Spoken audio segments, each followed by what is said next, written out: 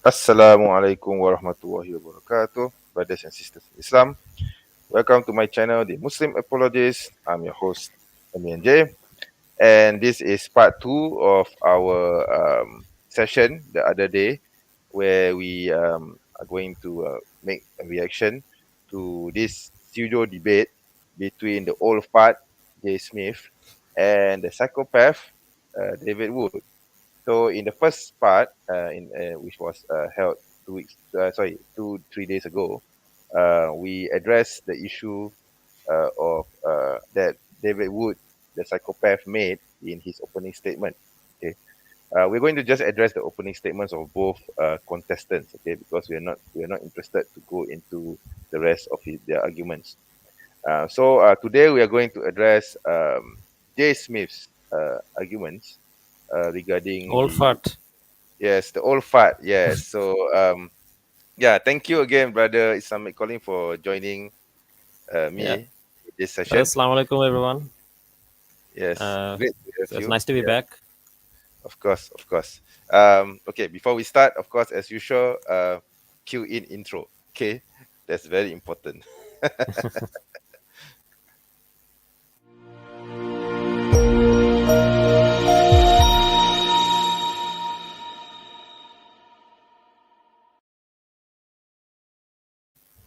All right, so we are back again. So shall we begin this session? Yeah, sure. Let's get All to the right. circus. Okay, let's continue the circus where we left off 2 days ago, right? Yeah. So yeah, I'm just going to share the video. I've already set it up. Okay, so yeah, so here he is. So here's the psychopath. Sorry, the old fart. Okay, You're mixing them but up. yeah, I'm mixing them up. Yeah, I mean, for me, it doesn't really matter who's the old fart and who's the psychopath, because both of them are exactly the same. They're just both, they're just different sides of the same coin, essentially. Yeah, yeah, yeah, So anyway, okay.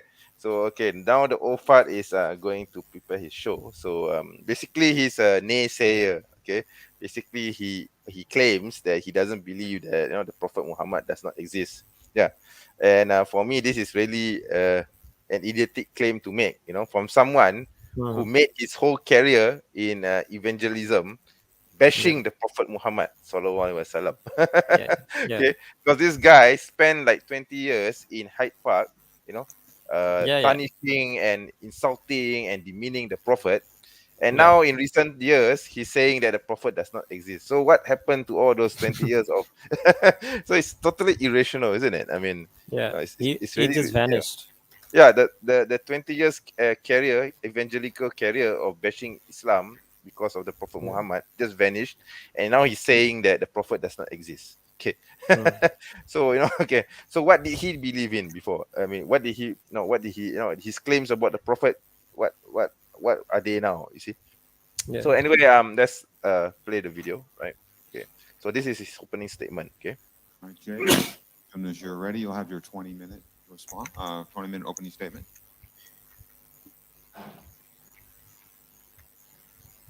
By the way, can you see the comments? Oh yeah, there's one. Yes, I think there's one comment here from brother Sino Ted. Walaikum assalam.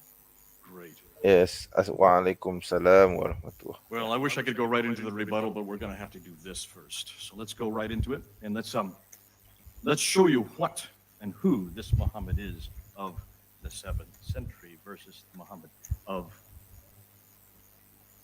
The Sheikh the is 9th gonna to teach 10th us. centuries. Now, David has given a very convincing view. The of this Muhammad evangelical of the who 9th to failed 10th his century. Arabic lesson is going to What he teach us didn't want about to talk Islam. about is this timeline. Take a look at the timeline. You'll see the problem.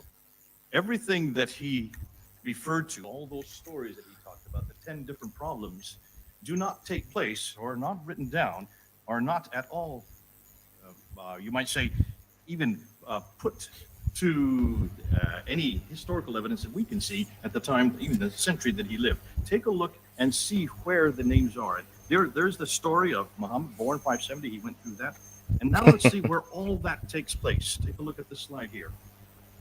The material that he talks about, everything that he's dependent on for his paradigm, does not come until Ibn Hisham. You notice I have an Ibn Ishaq up there, but I've kind of put him a very shadowed form. And the reason why is I don't think any of the material that we use today on Muhammad comes from Ibn Ishaq. We don't know anything about Ibn Ishaq. It's only attributed to Ibn Ishaq. Everything we know comes from Ibn Ishaq. Look at his dates. He doesn't even begin to appear until the 9th century. Muhammad died in 632. I'm getting an echo here. Is that important or not? Can you still hear me all right? Okay. So here you have Ibn Hisham. 833 is when that first biography of Muhammad is written down. That's 200 years after the fact. Al-Bukhari comes after that. When is the first traditions on concerning his speech? That doesn't come until Al-Bukhari. Look at the dates, 870. Sahih Muslim, Tirmidhi, Ibn Majah, Ibn Dawud, and Nisa. That's all up until 915, going into the 10th century. And we have nothing about the Tafsir al-Taqi until Al-Tari 923. So we're looking at 200 to 300 years later. This is all written down. Regardless of whether it's disturbing or embarrassing, we'll get to that in the rebuttal. Just look at the timeline. And notice where all these writers are from. Okay, They're all right. those red dots. Okay, sorry. But everything that he is Yep. Okay. So you want to go first? So yeah, this is absolutely false. Ibn Hisham or Ibn Ishaq is not the first tafsir in Islam. Like we have You mean the first Sirah authors? Yeah. We have so many sirahs that came long before Ibn Hisham and Ibn Ishaq. As a matter of fact, they took their Yes. lesson from others' books. Like for example, Exactly. for example, we have the Sufyan al-Thawri and his tafsir. He's an early tabi'in.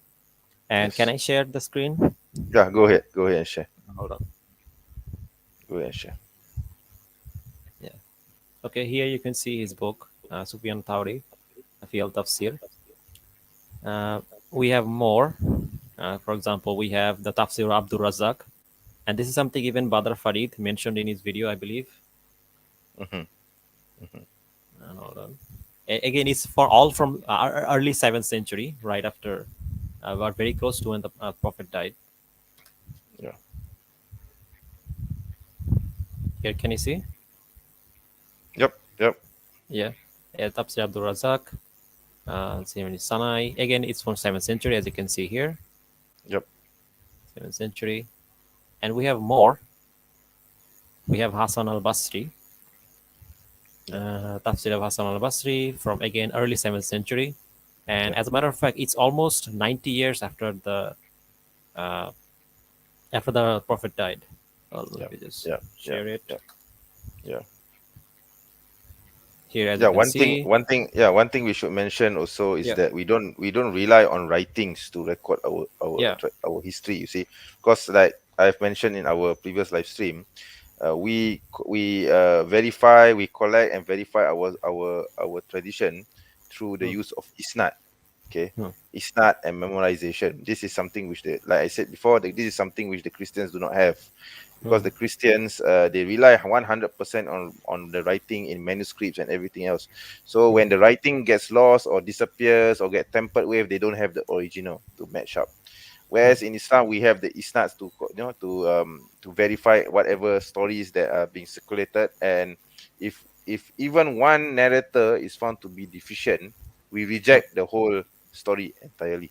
Okay, so our sciences is totally different from the Christian way of preserving their tradition. So frankly, it doesn't matter whether our traditions were written like according to J. Smith, because he says that we rely too much on Ibn Ishaq and Ibn Hisham, right? So it was like 300 to 400 years later after the death of the Prophet. But frankly, it doesn't matter. It doesn't even matter whether it's 300 or 400 years or even 600 years after the death of the Prophet, because it's already the stories are already being memorized and repeated and checked and reconfirmed and rinse and repeat all over again. So we don't have any problems with verifying our tradition. So that's so essentially even his argument is very weak from an Islamic perspective and from a viewpoint of a Muslim. It's totally irrelevant. See, So and of course you have shown us evidence that there were earlier tafsirs, earlier ones than Ibn Ishaq anyway, and Ibn Isham. So who cares? Who cares? You see. Also, another thing is that just because something comes later doesn't necessarily mean it's unreliable. Exactly. It's a non sequitur. I mean, like, for example, Einstein's theory came much later than Newton's. Does it mean Einstein Yes. is wrong and Newton is correct? Of course not. It Yes. depends Of on the course. theory itself or the recording Exactly. itself. Exactly. Whether it's Exactly. history, science, it doesn't matter.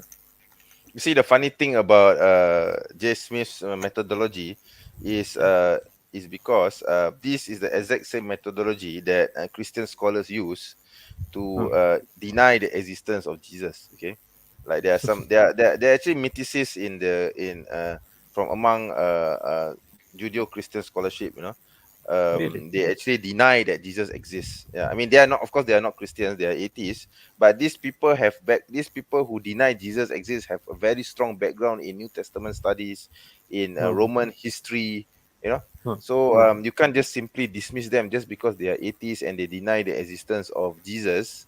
It Hmm. doesn't mean that their views doesn't hold weight. You see, because these Hmm. people were trained as scholars in the field. It's Hmm. basically similar to Eamon. Okay, of course Hmm. the difference being Eamon is not a mythicist. He does believe that Jesus existed. Okay, but for others who are atheists now today and had similar training as Eamon, some of them actually deny Jesus exists using the same Hmm. methodology as Jasmine is trying to pull against Islam. See, Hmm. Hmm. see, and that's the problem for J. Smith.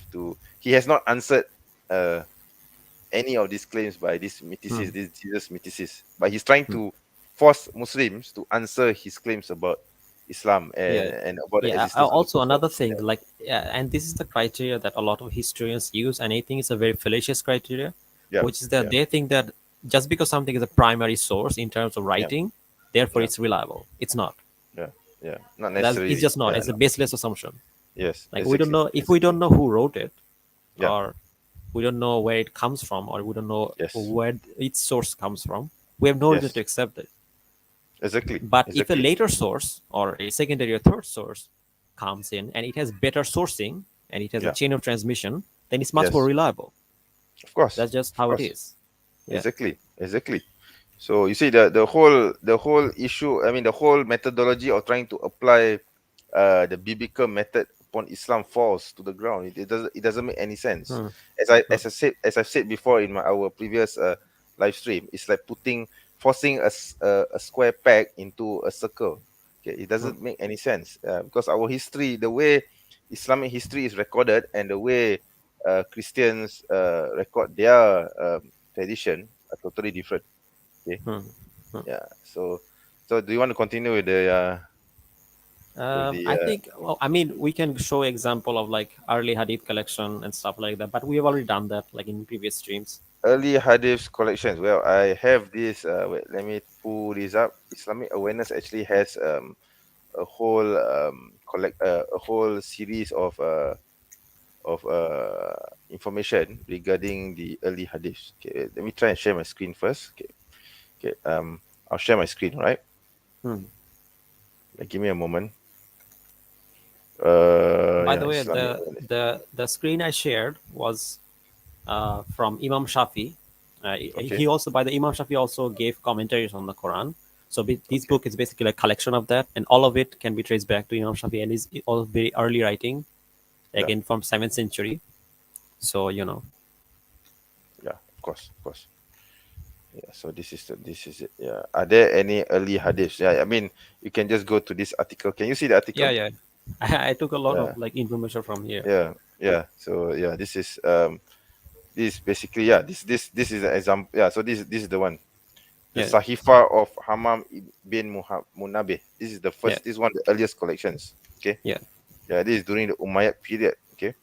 yeah, So it's earlier than even Bukhari and Muslim. yeah, yeah, Okay. yeah. Yeah. So One of them yeah, is yeah. even from like 7th century, like our late 6th century.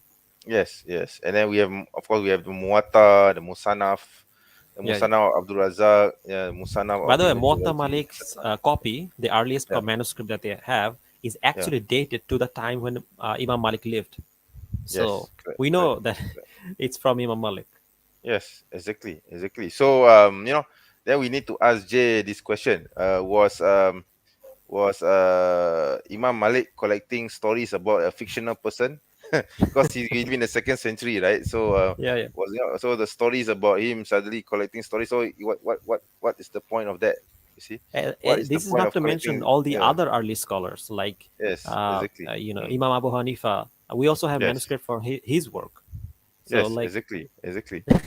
So basically, it's a nonsensical argument because you see, let's look at it another way. Let's look at it from a perspective of history.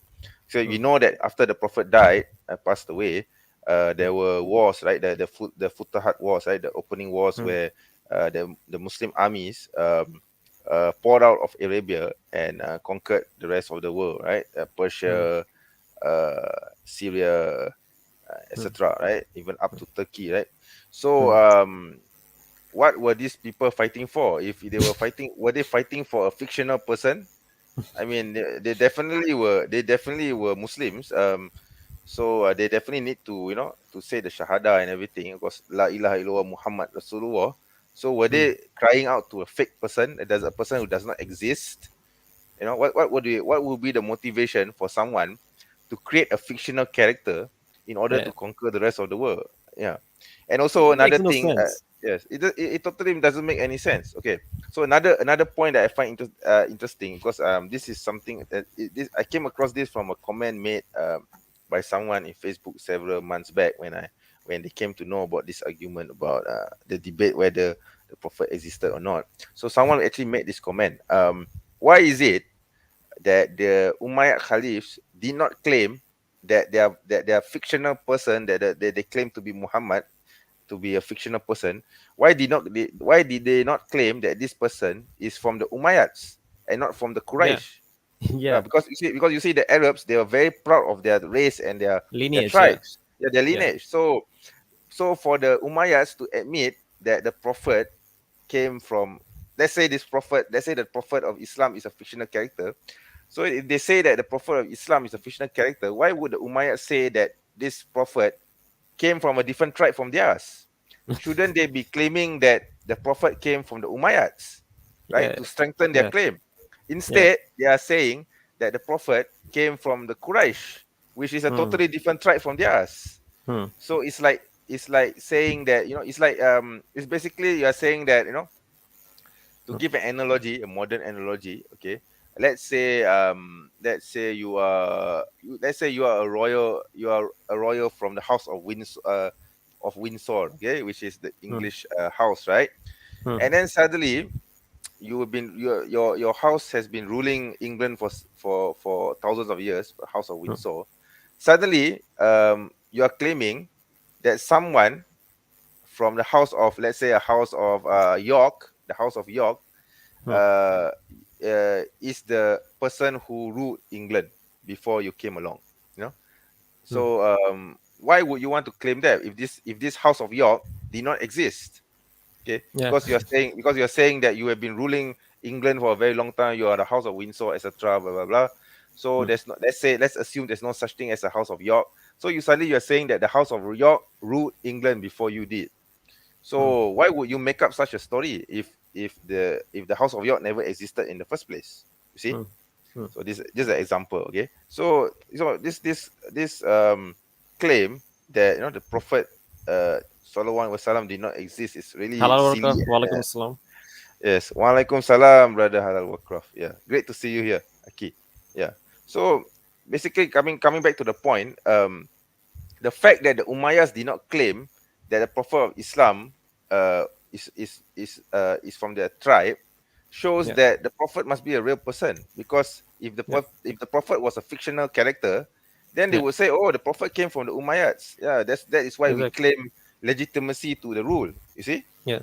You see? Yeah. Yeah, because one of Jay Smith's claim, I think we're going to listen to that later, is that the Umayyads made up the story about the Prophet being a real person. Okay, so he's Also, actually claiming, yeah, yeah, another thing, I want to add something. Like, yeah, the story of like the fight between Muawiyah radhiyallahu anhu and Ali radhiyallahu anhu. yes, Eventually, yes, Muawiyah yes, radhiyallahu anhu yes, won, right? And yes, Ali yes, radhiyallahu anhu is yes, like his like family, right? The yes, Prophet's correct, family. correct, So correct. essentially, the Prophet's family lost the battle. Yes, exactly. So argument from, I guess, similar to David's argument from Shape. Yeah, Very similar to that. Also, another yeah, thing is, yeah. if the Prophet did not exist, then what about Ali ibn Abu Talib? Well, he's supposed to be the cousin of the Prophet, so he's a cousin of a fictional character. You see the problem with this, because Yeah. we know that, we know that the Prophet has relatives. We know that Hmm. he had cousins, he had uncles. Even Hmm. Umar was he married the daughter of Umar. He married the daughter of Abu Bakr. We Hmm. know that Abu Bakr and Umar and Uthman, these are all real people, right? So Hmm. if you are saying that the Prophet of Islam is a fake character, then Hmm. who did the daughters of Umar and Abu Bakr married to? you see Yeah. you see the problem is not just limited to the point whether the Prophet existed or not. It affects the whole story, right Yeah. from the beginning right to the end, until now. I mean, we know there are people until today, there are people who, there are Saids and Sharif, who are Hmm. related from the descendants of the Prophet. In fact, the Jordanian royalty claims lineage from the Quraysh, right? You know this, right? Hmm. Hmm. Yeah. So are you saying that the Jordanian royalty did not exist? I mean, they are creating they created a fake tribe out of nowhere, and then suddenly there's a prophet from that tribe, and etc. Yeah. So Yeah, the even whole, yeah. even in Bangladesh, like we have families Yeah. that say Yes. that they can trace back their lineage to the Yeah. bloodline of the prophet. So, Exactly. like, Yeah. Yeah. like Yeah. I it's mean the whole, nonsense. yeah, it's nonsense. I mean, then what about the claim? I mean, you need to really verify this, right? Yeah, Yeah. So yeah. So you want to continue with the video, with yeah, yeah. Sure, this let's continue. video? Or yeah. Okay. Um. Let I me think we share. refuted this point. Yes, I think it's already addressed. I mean, it's clear that, the whole premise of the idea that the Prophet did not exist is nonsensical right from the start, because they Mhm. don't realize the implications of, Also, saying the such a thing. point that like apparently we Mm. don't have any early sources before, That as uh, well. Yeah, of course, that before as well. like even Hisham is Yeah. absolutely false. We have countless Yes, example of and course. evidence of this. Yes, we have Like we have look at thousands the of works of sources. Exactly. early scholars like Abu Hanifa Exactly. himself, like Exactly. Imam Exactly. Shafi, like all these are early scholars. We have their writing and we have their manuscripts in many Exactly. cases. Exactly. We So, do. We do. Yes, and we they do. lived very early, almost after the Yes. death of the prophet. Yes. So Exactly. In nonsense. comparison with the Christians, there's no early writing around the time of Jesus to Yeah, prove whether Jesus existed or not. You see, yeah, the problem with the Christians, they don't have any text yeah. which definitively say that a person named Jesus of Nazareth existed Hmm, during that particular time period. See, hmm, so hmm, that is a problem for them. See, whereas in our case, we have thousands and hundreds and thousands of evidence that the hmm, prophet definitely existed in Arabia during this time period. Okay, hmm, hmm, hmm, so you see, that's the problem with the Christians. Yeah. hmm. Yeah. Let's Okay. So continue. yeah, sure. Let's continue. Right. Okay. Been talking about take place in the green dots. You notice that? Can you see the north-south problem Here here? comes the picture Everything conspiracy. Yep. about this Yep. Muhammad Of course. history is Yeah. supposedly taking place in Mecca and Medina, in the Hijaz, the central part of Arabia. All the writing about him, everything that's written about him, takes place in Cairo, Baghdad, Tabaristan, Basra, and Bukhara. Hundreds of miles away and hundreds of So years what's wrong with apart. that? Therefore, none of the traditional writers lived or What's worked wrong with in that? Mecca or Medina. They were too far to the north of Mecca and came from the west and east of Baghdad. You can look at the kilometers. I won't get into that. By the way, all of these slides, if you want them, I can give them to you. Not for those of you who are watching, those of you who are here who bought tickets, okay? You can have all my What slides. tickets? Mm. Did you buy your ticket, brother? To your Muslim friends. No, I This didn't. problem I of didn't. Muslim Definitely, I hegemony did is not. not Hmm. at all understood well. Remember, you have, look at the bottom, you can see where Ibn Hisham is. Ibn Hisham died 833. Notice that he is, again, 200 years after the fact. Look how far away all of his materials, all of these northern areas are where the Abbasids originated from. I'm going to come back to this a little later. You need to understand that almost everything we know about Muhammad comes from the Abbasids, not from the Umayyad area. Have you heard this before? This is probably new to you. Nope, Furthermore, I've never all heard of before, because it's such a stupid claim to say. So he's saying that the first time that that people heard of the name Muhammad was only during the Abbasid era. So the Hmm. Umayyads did not know Oh, of okay. of. Can I just go back to the previous slide that you showed? Okay. I have a point to add to Uh, that. which slide? The previous one. You mean J Smith's slide? Yeah. Okay, wait. Let me reverse it. Okay. Yep. Okay. Where he talked about the scholars. Yeah. Okay. Let me reverse it. 5 seconds back. 5 seconds back. Okay. This one, I assume this. Yeah, This. go back. Yeah. This one. Okay, This so one, right? here he is committing what is known as the cherry picking fallacy. He is only showing you scholars who are from outside of Arabia and completely ignoring the scholars that grew up in Arabia, Yeah. who we have I works noticed. I of, noticed. who I were noticed that teachers he of these didn't. people, Yeah. who were Yeah. teachers of Yeah. these people, Yeah. well known. Exactly. We have their Exactly. manuscript, we have their books, and Yep. completely ignoring them. Yep. Let Right. me. Can I just show some Yeah. example Yeah. I of noticed he how didn't devious this mention. guy is? I Yeah. noticed that he didn't mention Imam Malik. Imam Malik grew up in Medina. Yeah. Not even Imam Malik, like even companions of the Prophet himself. Like, So hold on. you want me to share the same screen from the one from Answering Islam? Sorry, Islamic Awareness. No. I have some Okay, okay, go slide ahead, that I go want ahead. to show. Go ahead and go ahead and share your slide. Yeah. Okay, so this is from like Wiki, but if you look at like one of the earliest scholar, he's a Tabi'in, Urwa ibn Zubair. Okay. He was born in 1644, and he was among the seven fuqaha. He formulated a fiqh of Medina, and in the time of Tabi'in, one of the Muslim historians. He was a very early Muslim historian. We have his book, right, 7th century, Okay. and he's saying that there's no scholar from Mecca and Medina. Again, he lived in, uh, he lived in Mecca, and he was a Tabi'in, and he was born, from Medina. So this Exactly. is just one Yeah. example. Then Yeah. we have even Shihab al-Zuhri. Yeah. Hold on, let me just show. Yeah. Go ahead.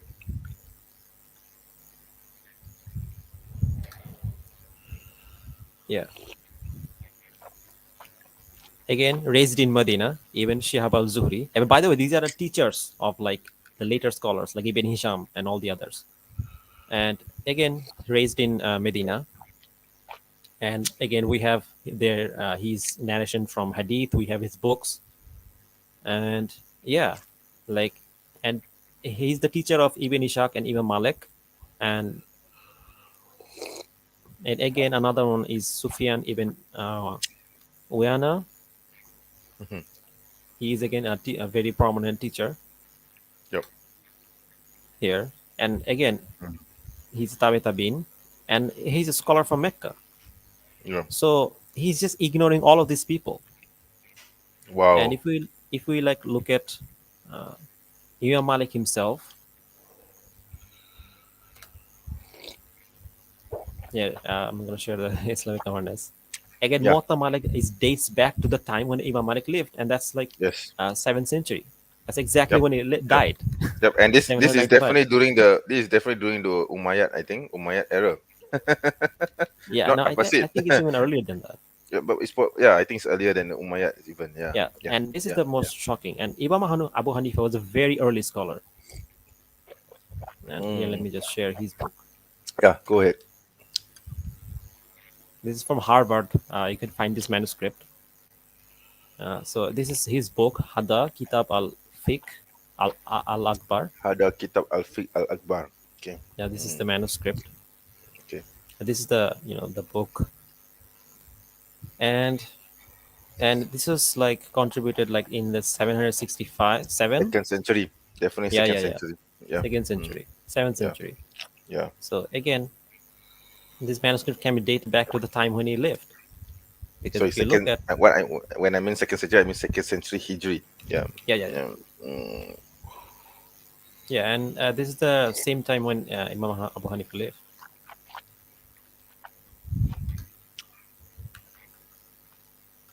Yep. If you look at like It's amazing how this old fart ignores all this evidence and just repeats the claim that that Yeah. we believe that we follow a fictional character. Yeah, okay, so it is a very good website. It's called Muslim Scholars. You can actually check who his teachers were and who his students were. Yep. Right, and if you just click one of these links, eventually you'll get to like people like people like Ibn Hisham, Yeah. Tawari. Yes. If you just keep clicking, you'll get to them, or even Bukhari himself. Mhm. So we have all of this information. Like I said, And by our the tradition is based on isnad, so it's a Yeah, chain of narration right from the beginning. So this is part of it. Yeah, yeah. So yeah, Imam Abu Hanifa died in 767, yeah. and this is from 767, his manuscript. Yep, So exactly when Abu Hanifa lived, yeah, exactly. which is very early. Hmm. And we have countless others, like for example, Atta ibn Abi Rabah, who's let me just share that. By the way, if you like for the look at his students, right? Yeah. Uh, and if you just click one of them, Mm. it'll take you to his students. Yep. And if you click one of them, eventually you'll get to famous people Yep. because they all learned from them. Yes. Exactly. Exactly.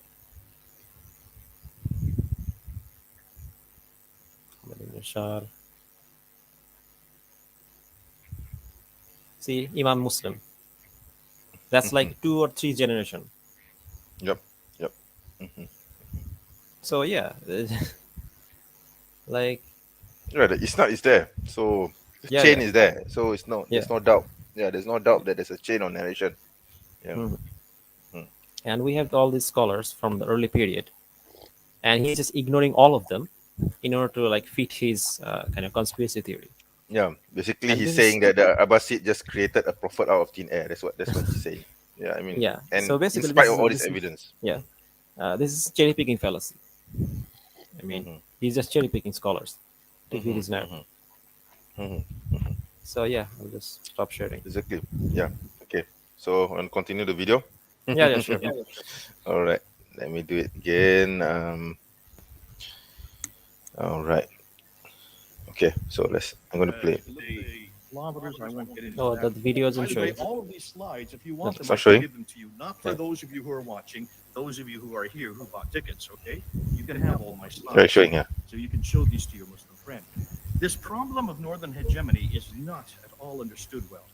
Remember, look at the bottom, you can see where Ibn Hisham is. Ibn Also, another Hisham one, is very another well point I want to mention. Notice Mhm, that mhm. he Pause is it.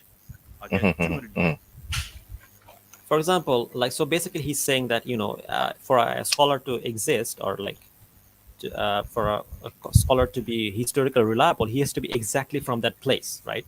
Like he completely forgot that people move around. Yeah. Yeah. That's So a good basically, like point. Yes, that's if a we good if we point. if we Yeah. take his logic, right, and apply it to Yeah. like Albert Einstein, like where was he born? He was born in Germany, right? And where did he teach? He teaches in Switzerland. So Mm. does it mean that Albert Einstein didn't exist or he didn't teach in like Switzerland? He actually Yeah. taught in Germany Yeah. because like Yeah.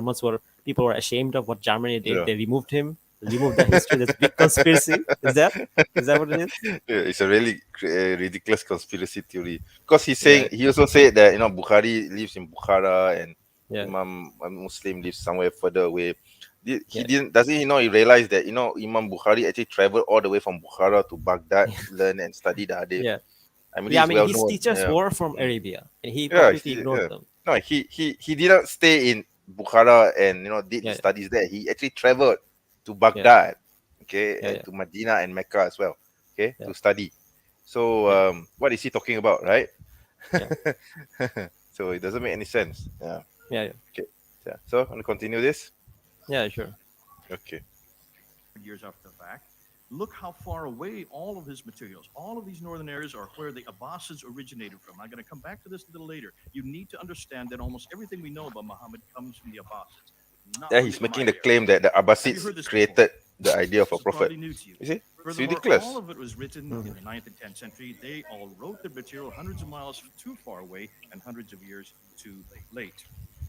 We get to the Quran, and I want to just look and say a quick about this. I'm not going to talk much about this because we're going to get into that tomorrow. But when you look at the Quran, you have 5 different canonizations of the Quran. Only one of them is from the Hijaz, and it's the one we don't know anything about. And that's the canonization of Uthman. Shadi Nasser, who is a Harvard professor. By the way, can you pause? Yeah, let me pause this. You want to comment something on Shadi Nasser? Shady Nasser? Shady Nasser. Shady Nasser. Yeah. Can we just watch some portion of the brother Farid's video on him? I think that would be beneficial. Okay, I'll just share it. Yeah, let me pull pull up his video. While No, no, I'm I doing have that, the maybe link. you can talk. Okay, okay. Why don't you share that then? Yeah, Why yeah. don't you Okay, I share have the the video? link. Yeah, yeah. You're going Hold to on, share hold his on. video. Yeah, because if I want to pull it up, it's going to take some time. Yeah. Okay. I don't want to call him Shadi Nasser. I call him Shady Nasser. Shady Nasser, yeah. Shady Nasser. Can you see it? Mm-hmm. Yeah, yeah. Let's play it. Alaikum warahmatullahi wabarakatuh. It's good to be back. And I don't know if you guys got the memo, but I really dislike crunching out videos. But the good news is that I'll only make now you'd think that a Harvard professor would be above some of those that I've dealt with in the past. However, you'd be surprised by the stuff that he's been able to get away with in the past. For some reason, some Muslims are intimidated by Western academics. And due to that, I'm going to be making an example out of Shadi Nasser, who allegedly Shady specializes Nasser. in sciences. And I'm going to demonstrate the egregious blunder, the inexcusable errors that he has committed, things that wouldn't fly in a traditional Islamic setting. But I don't want to take up more of your time. Here's a bunch of lies, distortions, manipulations, misquotations by Harvard professor Shadi Hekmet Nasser.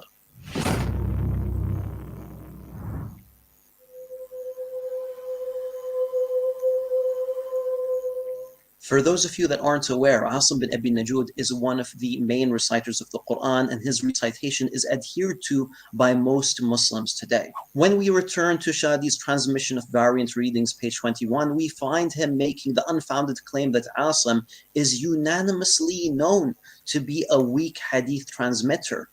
He references Ibn Hajar's Tahdhib, volume 1, page 627, which has absolutely nothing to do with the claim that he made. He got the volume number wrong, the page number wrong, and the information wrong. But this is a recurrent theme of sloppiness that I'm kind of used to when going through Totally Shadi. shady. When we Totally actually shady. return to his biography in volume 2, page 250 to 251, we find scholars like Al-Ajli, Ibn Ma'in, Imam Ahmad, Abu Zur'a, and An-Nasa'i praising him. Al-Bazzar said that he isn't aware of anyone that dismissed Asim's hadith. I find it kind of confusing how Shadi Nasr was able to overlook all of this positive information about Asim. Perhaps it has something to do with his bias or his agenda against the Quran. But it doesn't stop at Asim. All right, so I think we can safely say this guy's a con artist. He's a scam artist. Like, yeah. Basically, he doesn't quote his sources very well, and yeah, he calls himself a unreliable, scholar. completely unreliable. And he's being quoted by this guy.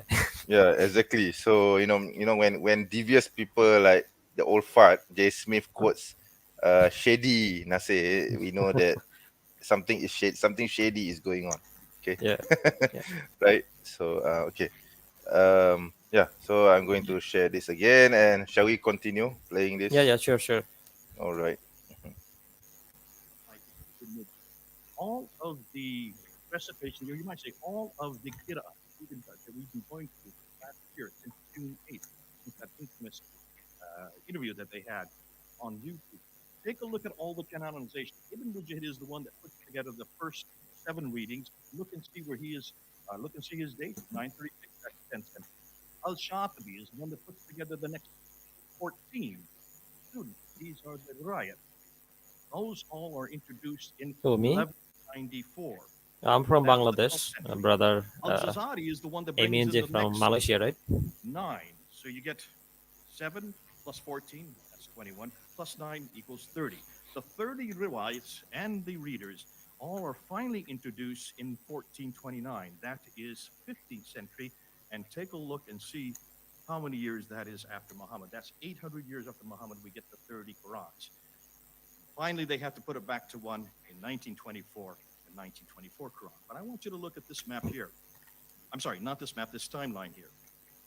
Of all those 30 riwats and Oh, the readers, this they're all claim, listed up yeah. there. The 3, the green ones are the I 7. think we both know what this is. Are the 3, and the purple are all the riwayats, which would be the students that come from every one of them, introduced by Ibn Mujahid, Al-Shatibi, and Al-Jazari.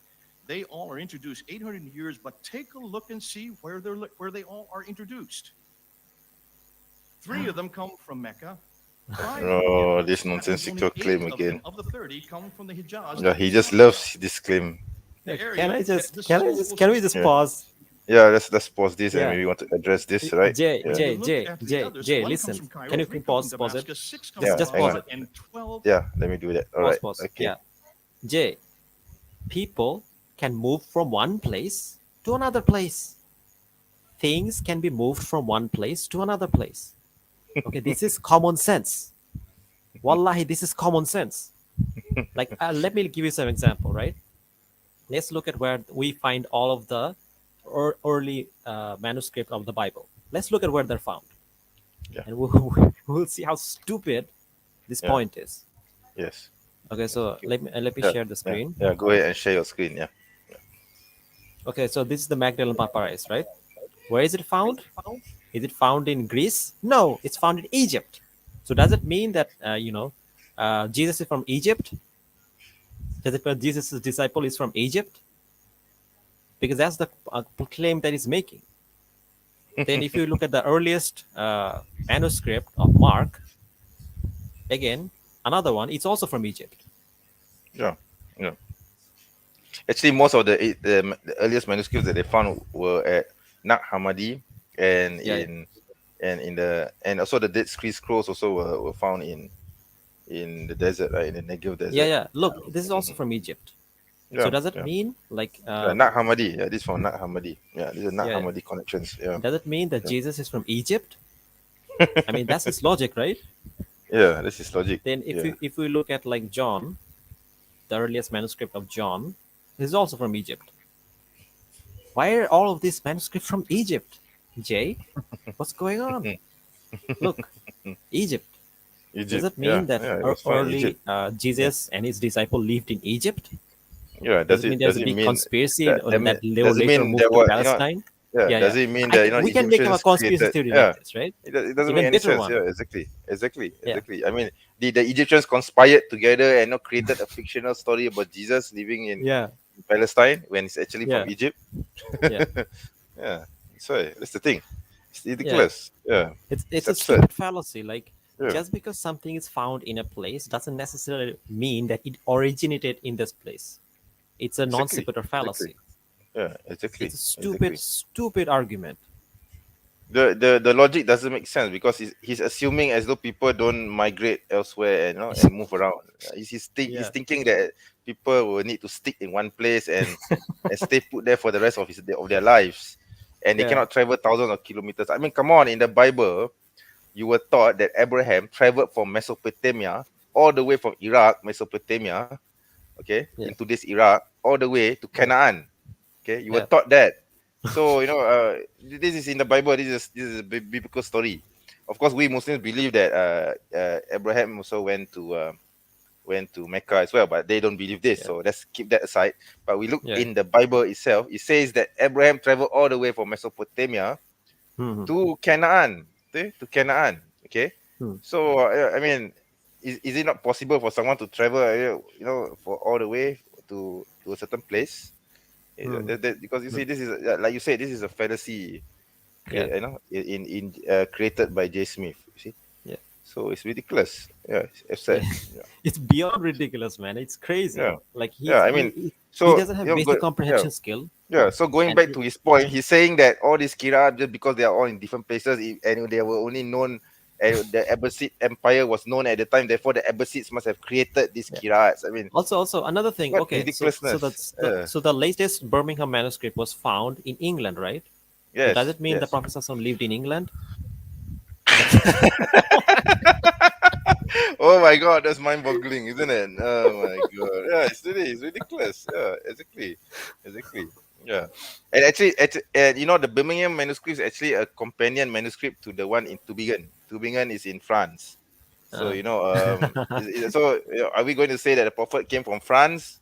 yeah. We can play with this By the way, logic all speaking day of long. which, Okay? you know, you Hmm. shared that that link with me on Discord, where some people postulate that apparently the royal family, the British royal Oh yes, family, yes, is from yes. I need to descendant. share that. Yeah, let me share that. Yeah. I think since we are on the subject, yeah. So let's Yeah, share that link, right? Yeah, I have an yeah, article which says that it's possible that the current Queen of England may have actual lineage with the Prophet.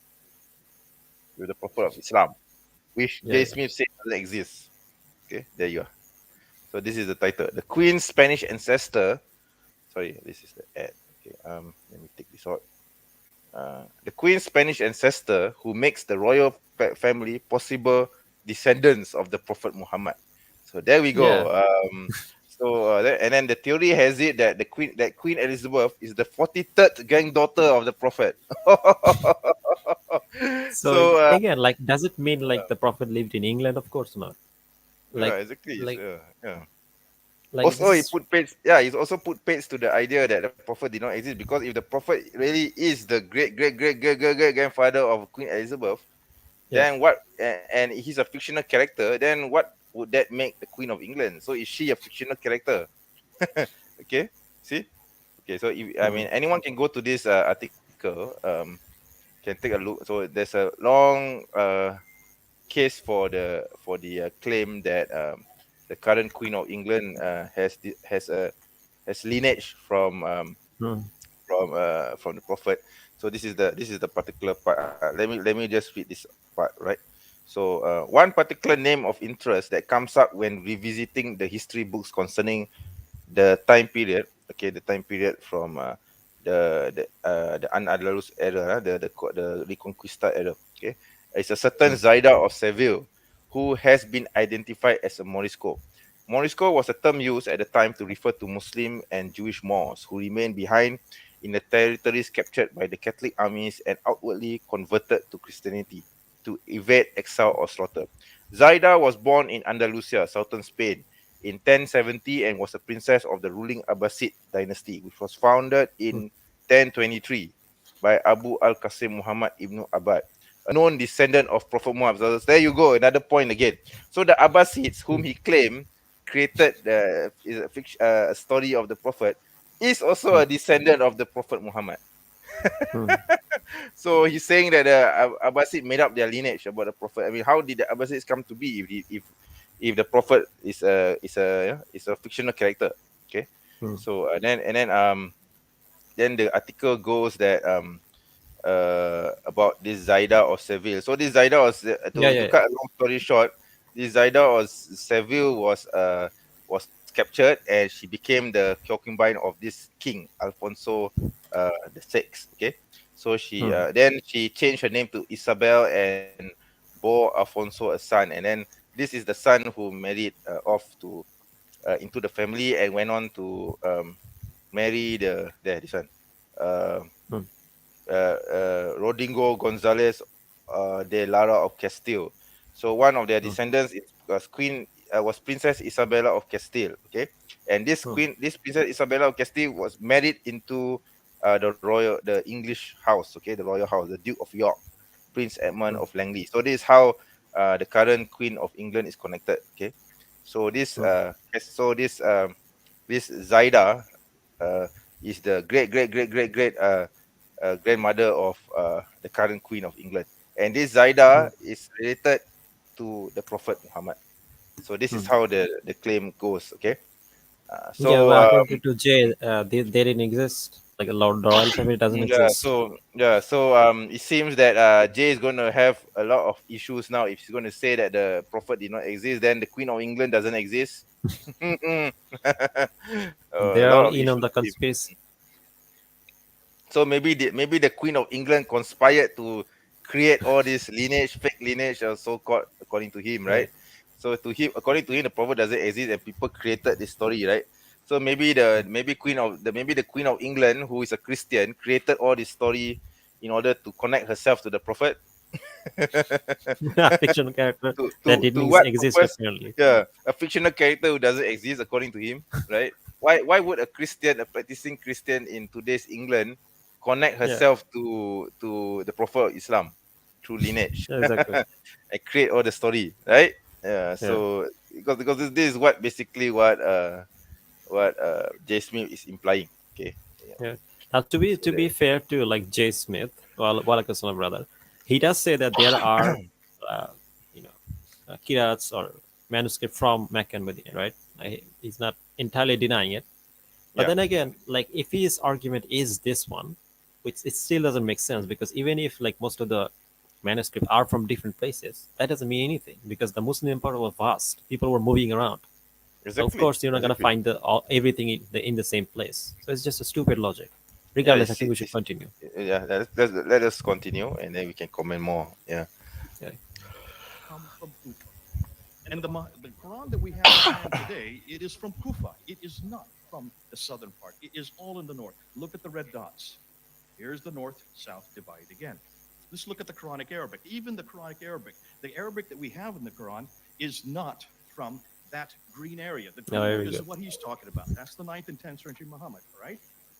If this guy received the Quran in that area, then the Quran that's in our hand today is not that Quran, because that Quran has the thought about Buddha. Why would she be support of the Muslims? Like there are countless people in the UK who like hates Muslims. Wouldn't she try to get support from them?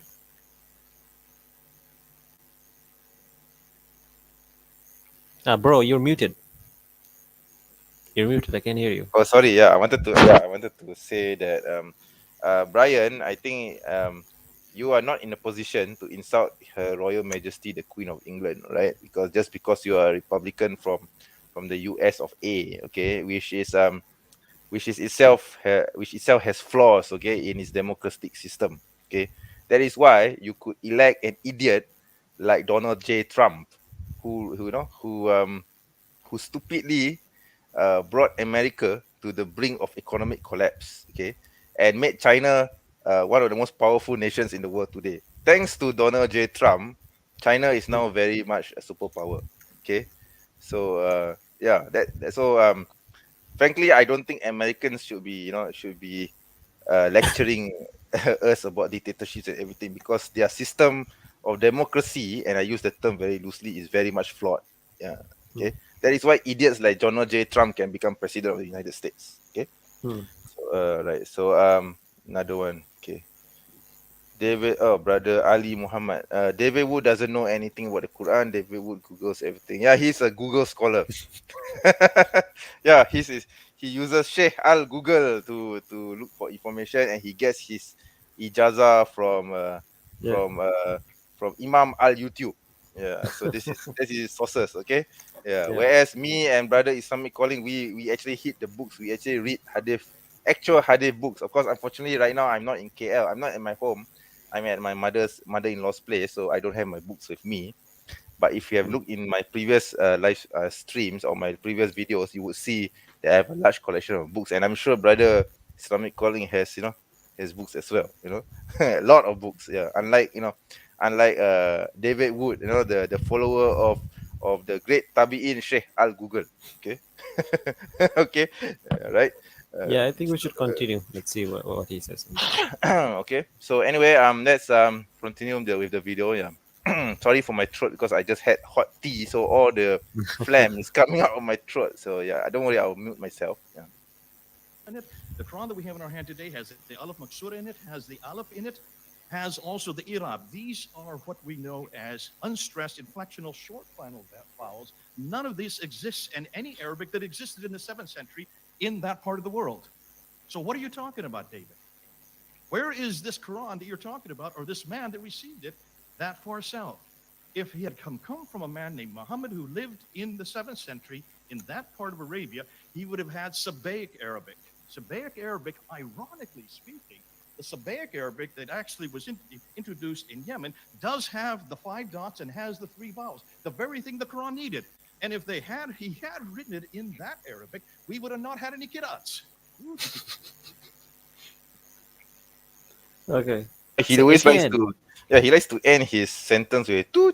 I find that a bit annoying on this whole part sometimes. Yeah, I don't know why he does that. Is it a habit or something? I don't know. But it annoys the hell out of me. Yeah.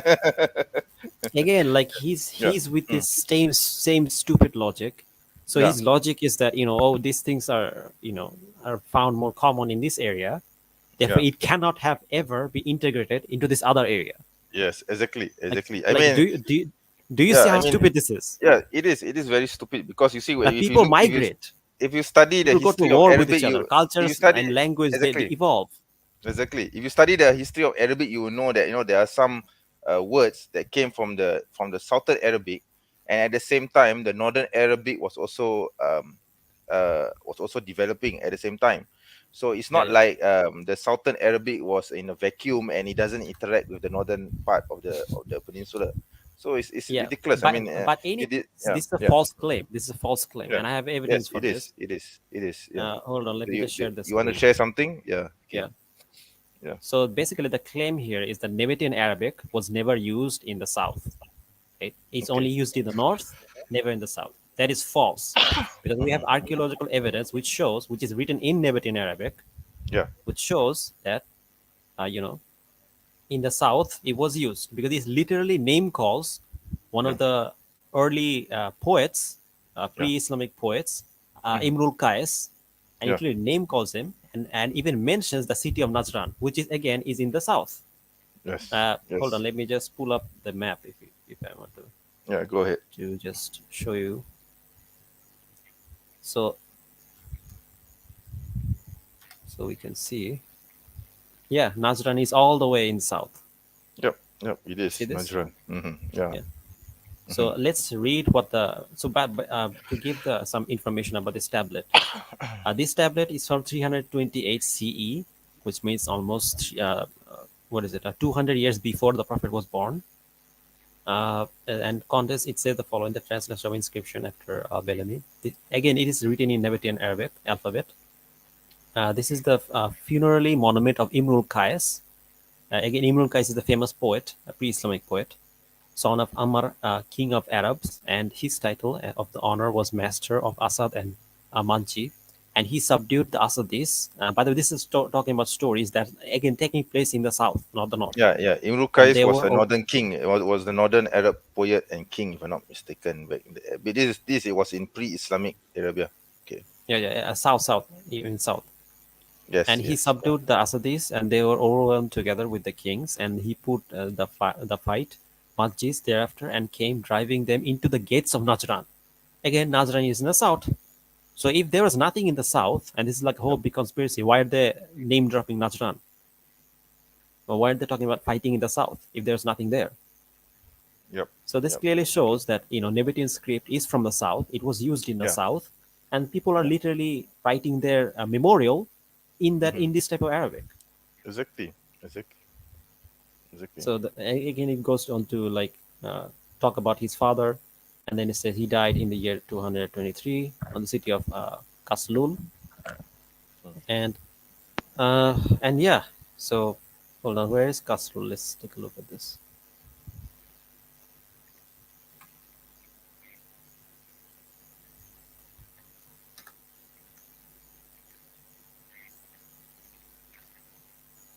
I can find version, but either way. So yeah, it's talking about like talking about the south, and it's written in the Nabatean Arabic.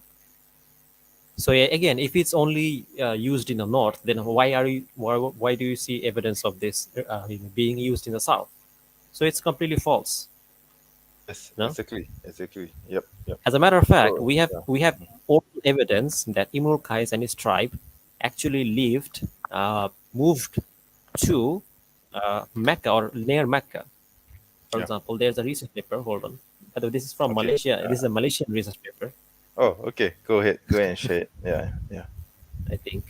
So yeah, it's from University. I Okay. think so. I could be wrong. So the Let research me paper check. says Arab. Let me check. Where is it from? Advances in Social Sciences and Research. Oh, University Islam Sultan Sharif. No, no. This is from Brunei. Brunei. Okay, Yeah, my Brunei. mistake. Brunei.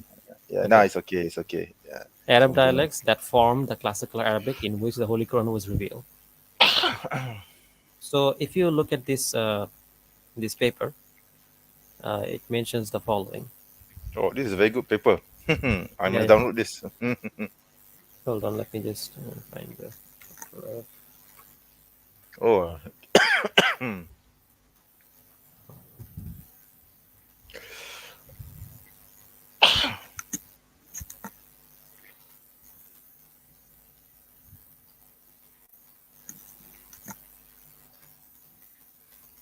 It's not working for some reason. Okay, hold on. Let me just. Yeah, yeah. Go ahead. Take your time. Don't worry.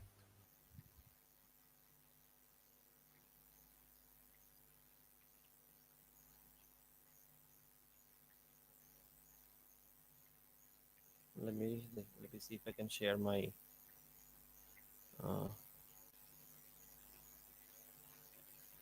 Can you see like the WordPad? Okay, so this is the quote I wanted to show. It says the Kinda from Yemen. Hold on, let me see if I can pull up the book. Can you see the book? Hold on, wait. So I have actually downloaded the PDF. Here we go. Can you see it? So let me.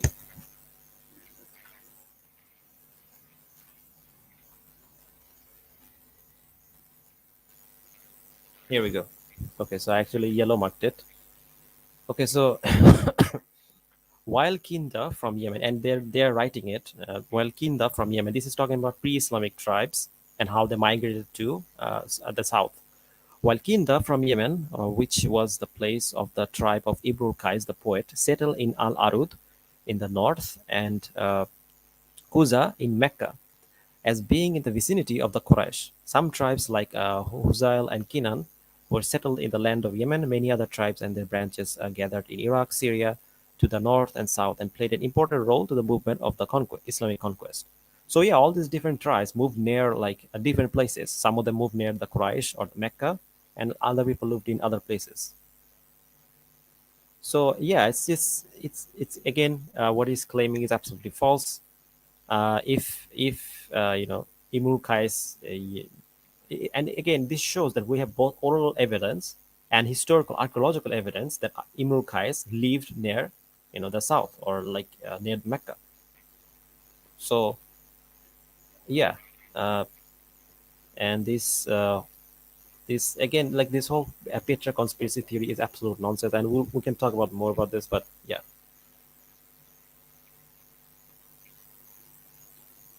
So I want to share this again, I assume. Yeah, sure. Okay, let's play. Let's continue playing, right? I hope you're getting this, folks, and I hope those who are watching are getting this. Now, what about this Muhammad who received letters? And this is something the Muslims love. They come to me all the time. What about this letter? Let's look at this letter right here. This is the Ashtanami. If you look at this letter has nothing to do with Muhammad. We now know it's fraudulent. It is dated supposedly to 625. There are 47 writings listed in Saad's account in 845. He doesn't name the Ashtanami once. Look at the minaret on the right side. The minarets were only introduced in the 9th century, not used until the 11th century. Look at the name Sultan is referred to, but there was no reference to Sultan that early. That was only introduced 350 years later in 998. Mosques were mentioned. By the way, do you notice how he's using the same logic of Yeah, metaphysical like theory that Yeah, only yeah. only way you can know something is if you have historical evidence for it, which is again false. Yeah, exactly. Like if you So, go by this, then we have to Yeah. and go back to the 8th century, Yep. and we didn't have any historical evidence of the Aztecs. Then we have to reject the existence of Aztecs, which again would Exactly. lead us to a false Exactly. belief. Exactly. So this is not exactly. a good metaphysical theory to adopt. Yeah, exactly. Historians are exactly. wrong. Basically, he they just use it. picks and he just picks and chooses the methodology that he wants in order to push a certain idea. That's what he's doing. Yeah, you see, Yeah. so it's not consistent. Yeah. Yeah. So anyway, you want to comment about this? His claim about this letter. I think this is the letter that was written by the prophet to the monks, right, in the monastery in Egypt. I think, if I'm not mistaken. Yeah. Hold You want to on. do you want to address this, or do you want me to play this until it finishes? Let me play this. 641. And as far as the Malak Makura, the angel proximity, that is a Sufi. Yeah, let me writing play this that until was it ends, and then we introduced can in address the this, all right? 10th century, Mhm. about 340 years later. What's more, when you look at that, you will see it is actually a writing from the 16th century. The earliest and the original we have is from the 16th century, which makes sense because that's the right time to have written a letter like that. Wrong man, wrong place, wrong letter. The Constitution. Hold on, go of back. Medina. I just wanted to point to some of his point. Okay. Okay. Yep. Go ahead. So first he says that dated to 625 AD, yet the traditions say no letter were sent until 628. Yeah, he's talking about the Muslim tradition. Muslim Mhm. tradition also say the Prophet ﷺ existed. He split the moon in half, Yeah. So like, are you going to accept that? Yeah, exactly. So So he, like again, like I said, he cherry picks. yeah, He cherry he picks cherry when he picks. wants to Yeah, use them, yeah, and exactly, sometimes he exactly. doesn't. When he Yeah, sometimes he not takes the going to. hadith, sometimes he doesn't take the hadith. Sometimes he takes Yeah, the yeah, sirah, sometimes he doesn't take the yeah. sirah. All to fit So which his one is it? narrative. Like See? are the Yeah, Muslim tradition he's not reliable or it's consistent. not? Yeah, Exactly. The sirah false or is it true? I mean, make up your make up mind, your man. mind. Make up your mind. First you're saying that the Islamic source is reliable because you're quoting from it. Now then after that you're saying that it's not reliable because there's no evidence of this, etc. Mhm. But you're still picking up sources from the sirah. See, Yeah, so it's ridiculous. You're disavowing something, but yet you are still using that something as evidence. yeah. He's contradicting Yeah, himself. yeah, exactly. So So the he's not second point consistent. is Yeah. the second point is 47 writings listed by Ibn Sa'd, Mhm. but Ashtanami isn't mentioned. Again, argument of ignorance fallacy. Just because something isn't mentioned doesn't necessarily Mm. mean it doesn't exist, or we Exactly. cannot allude Exactly. to it. Yes. Minaret is Exactly. pictured, which were created in the ninth but not used until 11th. Again, fallacy, because like Mm. just because you have no evidence of it doesn't mean it was never Yeah. used. Yes. Sultan is Exactly. referred Exactly. to but wasn't used until Muhammad. Again, argument of ignorance, not Mm. acceptable. Yeah. So basically, Exactly. he's only using fallacy to justify his position. Do you notice Hmm. this? Yes. Yes. Like this guy Exactly. is Exactly. supposed to be an academic, and he Hmm. can make a proper argument without using a fallacy. I don't believe he's an academic. That's the thing, Yeah, like what I said in the previous live stream. I wonder where he get his doctorate from. He doesn't. I'm pretty sure he doesn't have one. Okay, yeah, I'm pretty sure he doesn't yeah, have one. He's just yeah. faking it. Yeah, just So like his buddy, yeah, just like his psychopathic buddy, who doesn't yeah, have a doctorate either. Okay. yeah. So then his next point is mosques mentioned yet not in Egypt until 641 is a rates weren't decided by the Christians. Now, okay, so he says that mosques mentioned but not in Egypt until 641. I think he's Again, talking like about the buildings, right? yeah, If he's talking about a physical building, then probably not. But then again, when we say masjid, we don't really mean a physical building. no, no, Sometimes it means a it's not about consecrated. that. Yeah, yeah, It's yeah. not even about that. Like, so Yeah, he's saying he's probably saying because we have no historical evidence for it, right? yeah, yeah, Like yeah, again, just because it's an argument of ignorance. yeah, Like, yeah, how do you know there were no mosque in Egypt at yeah. that time? Exactly, exactly, Like, we know exactly. that there are many early mosques in Africa. Like, we can date Yeah, back to them. So yeah, maybe they were there. So again, yes, it's not a good point. yeah. Then he says No Malay. sources, no. Do you notice that for every point that he made, he said not Yeah, used, not mentioned, etc. Whereas he doesn't quote any, he doesn't cite any sources. yeah, yeah, yeah, He just simply says it. He says, okay, 47. For example, let's take this point. Minaret is pictured, which was created but not used until 11th century. So Hmm, what's your source for this? Where are you taking this information from? Why can't hmm, you quote your source, right? hmm, hmm. Why you're alluding to something and yet you fail to cite a source? By the way, Okay. he doesn't even show the letter, like or what the Mm. letter said. Yeah, it's Should just we a pull up the blank letter piece of and pash. read what it actually says? Ashtiname letter. Yeah, why not? Do you want to do that Can you find or it? Can you find it? Ashtiname? I can't. I'm trying to Google it, but my internet is a bit slow. Maybe you can try and doing that. Hold on. Can yeah.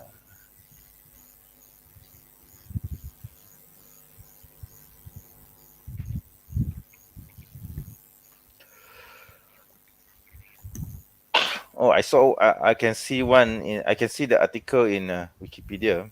Yeah. Should I share this? Yeah.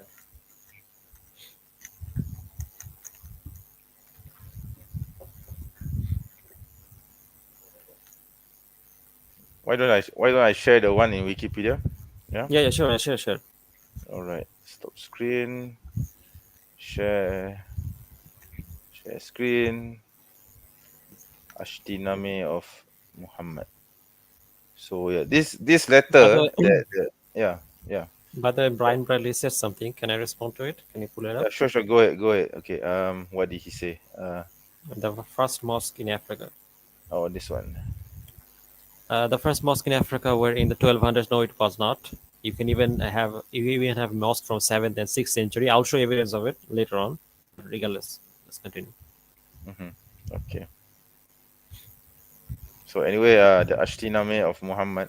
So this letter that Yeah. the monks of Mount Sinai have, this is actually a copy of a copy. Okay, Yeah. So this not, it's not even the original copy, right? Hmm. So So it could be fabricated, it but could be the points he's fabricated. making Yeah, are still yeah. fallacious. Well, Can we see like what's written on the letter? yeah. Unfortunately, we can't see the letter itself. I mean, it's No, not no, no. clear. Is it written in like a Wikipedia page? No, it's wait, you mean a translation? Yeah, yeah.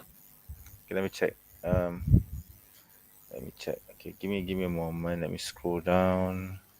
Yeah, there's an English translation. Okay, there's Okay. an English translation of the treaty.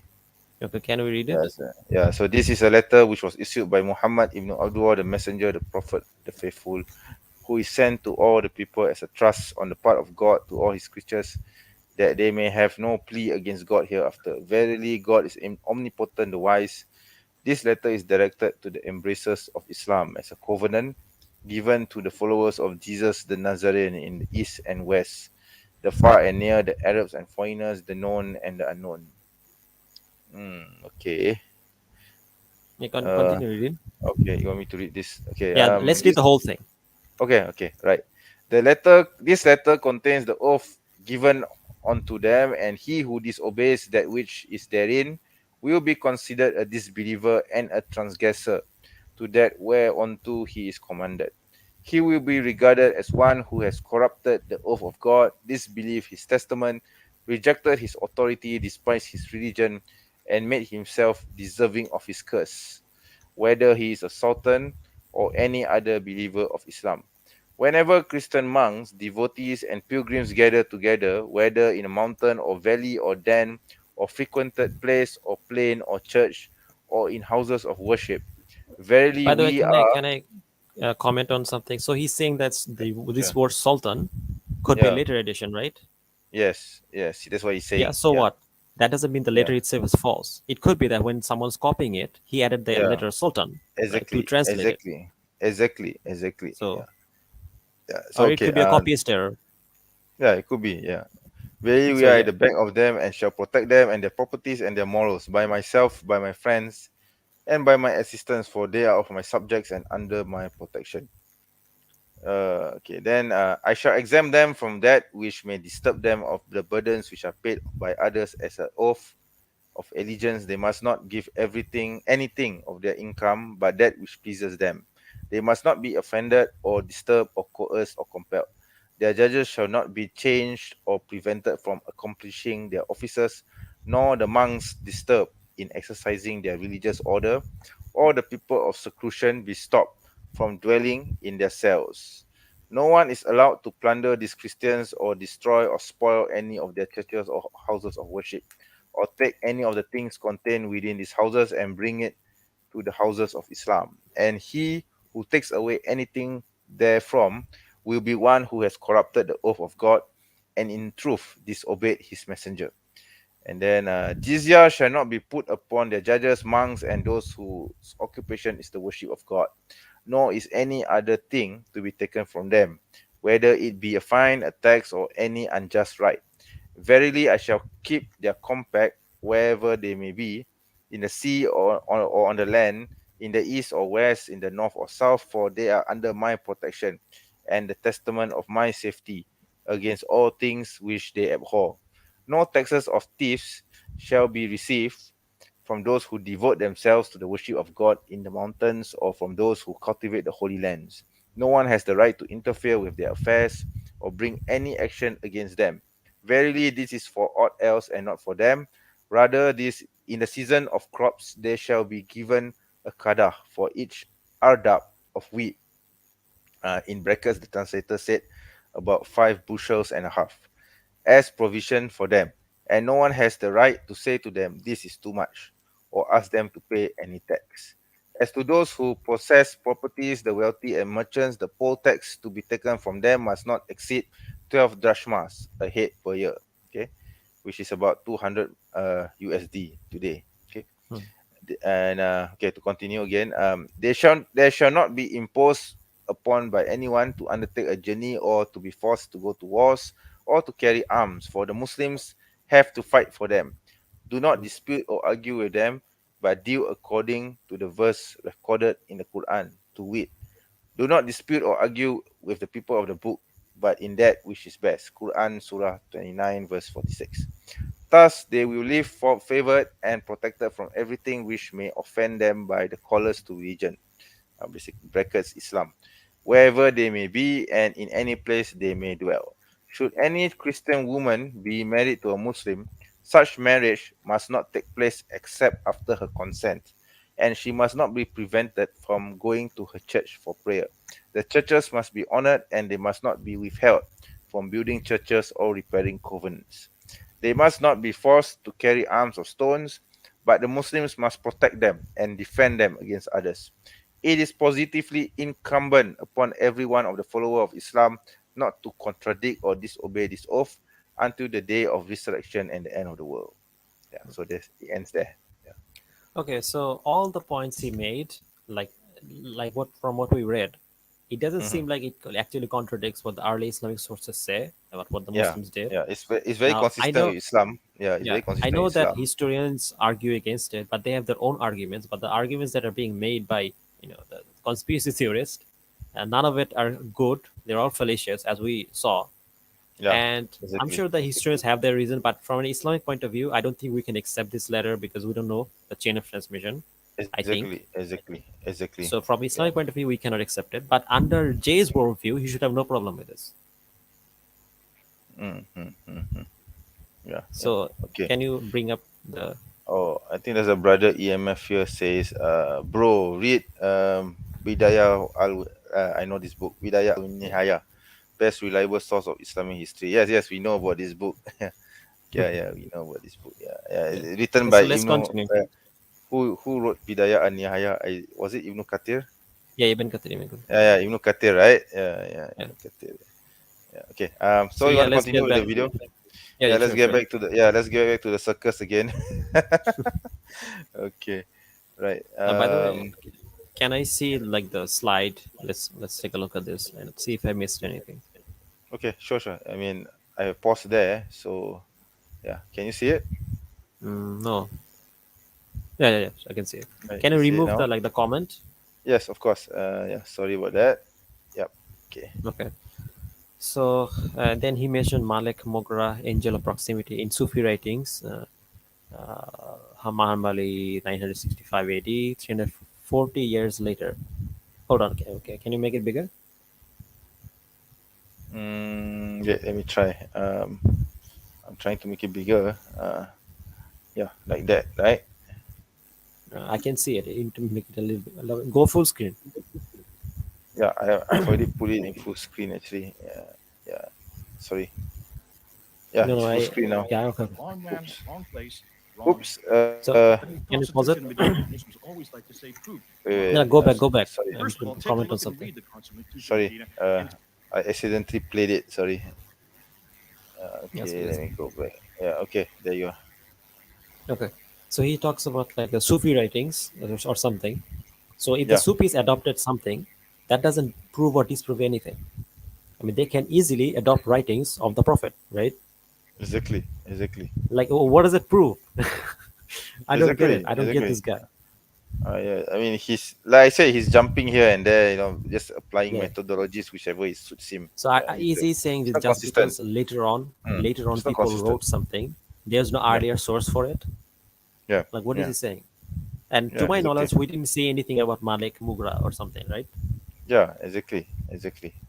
Anyway, so the next point he makes is the Christian Egyptian medieval Arabic not used in any Arabs in Hijaz. So, like, this is clearly written by someone else, copying from earlier sources. So Yeah. why would it be written in like ancient Arabic or like Yeah, from exactly. a dialect in Hijaz? Yeah, exactly. It doesn't make any sense. I mean, this is definitely yeah. It So doesn't. basically, he Yeah. thinks that like if someone writes something, it has to be exactly in that place in that era, which is nonsense. Yes, it is nonsense. It is Yeah. nonsense. Yeah, Like, what's the it is Bible? nonsense. He reads it in English. Does it mean it's written in English? Or it's revealed in English? Yeah, exactly. Like the stupidity of his logic is like, Yeah, anyway. So later on, he Yeah. says that Dhimmi laws began centuries later. yeah, referred to. exactly. No, But they didn't begin no, 16th century. demean laws existed way even during the time of the Prophet himself. So even Yeah, during yeah. the first Abbas, even during the first Khalif, the during the first Khulafa al Rashidun. Okay, so Yeah. it's not centuries later. Okay, Yeah. it's not Okay, centuries so later. let's go to the conclusion.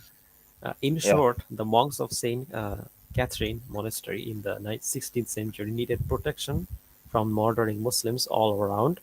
Then, so they forced this letter, and then added Muhammad Islam's And, name and his so hand to give so it were the Muslims authority so over to say stupid that. that they were forced for such a forgery in the first place? Yeah, Even let's say if really this letter is a forgery and yeah, these monks created the first of all yeah, he's saying that his fellow monks from a Christian are liars, are taught yeah. to lie. So he's accusing his own fellow Christians of being liars, He's of throwing being Christians deceivers. under the bus Yeah. He for basically his is faith. throwing his own fellow Christians under the bus. He's claiming that they are liars. That's number one.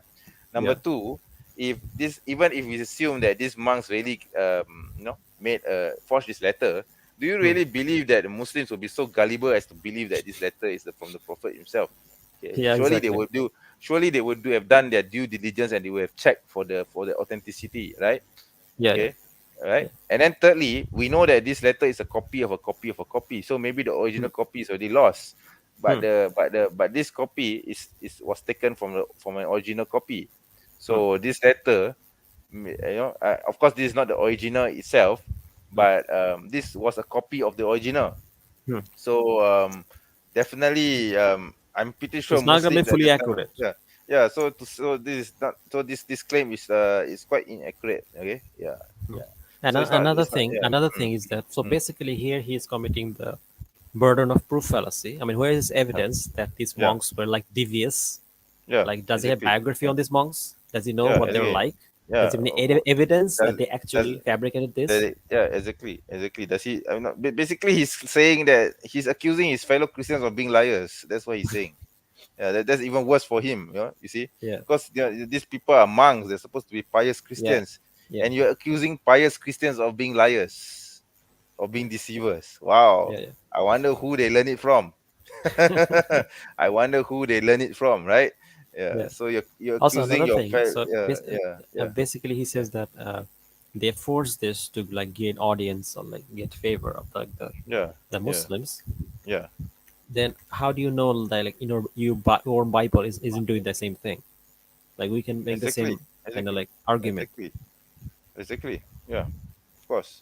Yeah. Of course. Again, there's no Mm. evidence for any of this. It's just a baseless claims. No. He's just making claims, but there's no evidence. He doesn't quote a proper source which supports his claim. Okay. Yeah, That's the thing. Yeah. He's just making claims and throwing accusations here and there, but he's not proving and anything. making fallacious Mm. arguments. And this guy Yes. is supposed to be an expert. Exactly.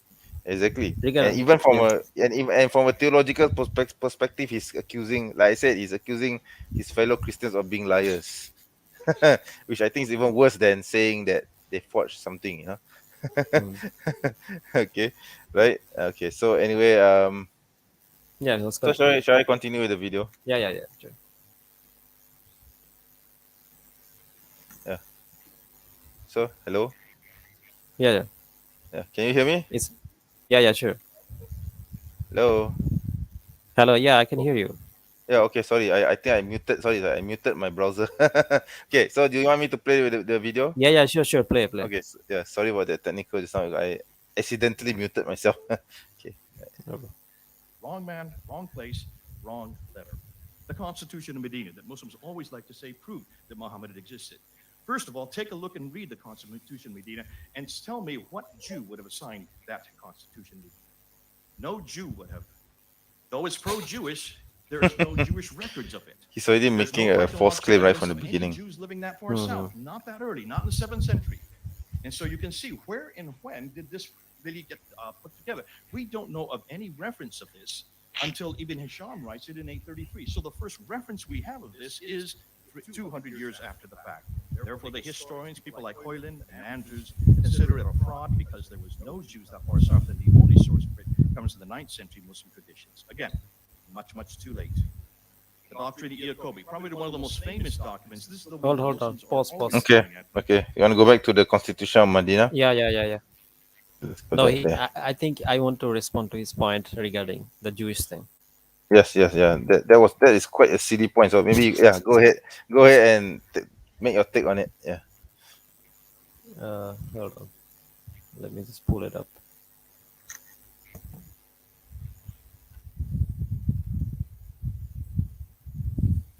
Okay, so uh, let me share the screen. Uh, Here we go. Can you see it? Can you share the screen? Yeah, sure, sure. Check. Yeah, okay. So Yep. this is a Yeah. book called Arab Jewish Literature by Reverend Snare, and Okay. she writes about pre-Islamic Jewish poets living in Mecca and Medina. Ha ha ha. Ha She ha. quotes, she There you quotes, go, Jay Smith. You old fart. There you she go. quotes like a Jewish. Hold on, let me just read from it. Yeah, go ahead. Uh, Hold on. By the way, she's a Jewish. She's Jewish herself, I think. Ha ha. Okay, that's cool. Hold on.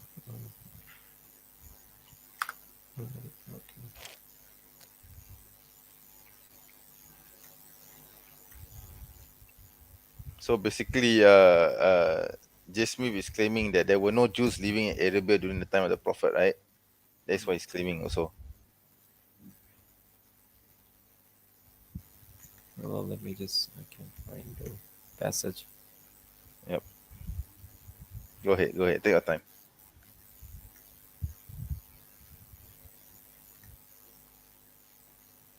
Okay, so here, let's read from here. Yeah.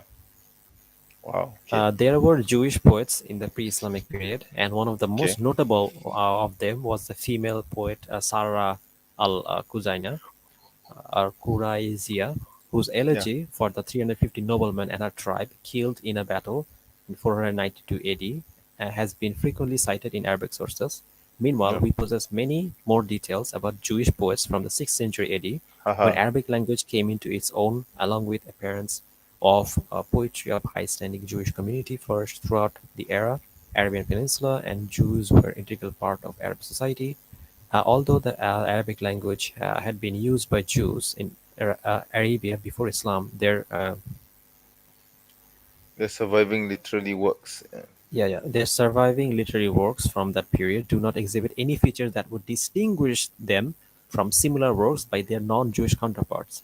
They participated in the making of local culture, a main manifestation of which was their poetry. Jewish tribes had distinguished poets, and the personal integrity of one of them became proverbial in Arab tradition. This was Al Samawil ibn Adia. He Samuel. was he has since been commemorated by saying Alpha min al Sama, the more loyal than Al Samuel. Samai,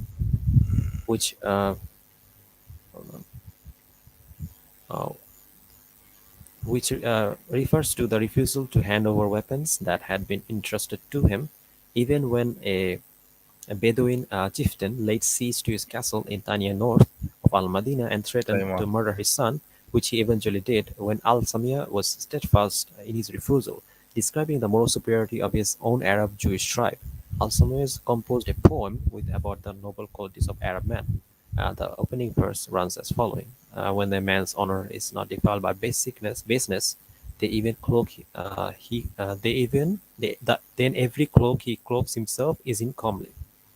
Mm. Al-Samawal's poetry, which has been highly regarded in the Arabic literature tradition, testifies to the existence of a past in which no one would consider being an Arab and being a Jew at the same time to be paradoxical. So you can clearly Yeah. see, and she gives sources that there were Jewish, Jewish Arab There were poets, Jewish and tribes. Yeah. There they were Jew. lived there, They and lived they're during the time of the integrated into the Prophet. culture, Yeah. and we have Exactly. countless historical and archaeological evidence of this. And she cites Yes. sources Exactly. Exactly.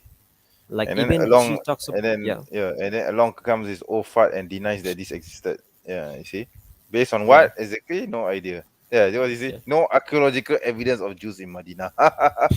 This is totally a false statement, right? It's yeah. totally a false So statement. Yeah. Yeah. Yeah. Yeah. yeah, and she also says that in the 7th century AD, when Islam became the dominant faith and the defined legal and social framework of the Arabs, Jews together with Christians and Persians, Zoroastrian as well, were considered to be proteges, Ahlul Dhimma, of the new community. Jews throughout the Muslim empire were well acquainted with the emerging Islamic literature, were deeply influenced by it.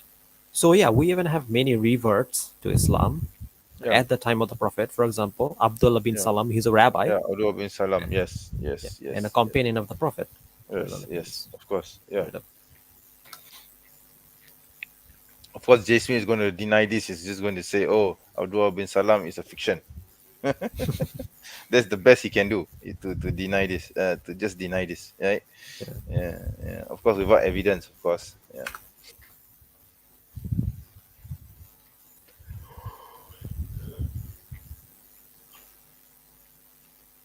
Here we go.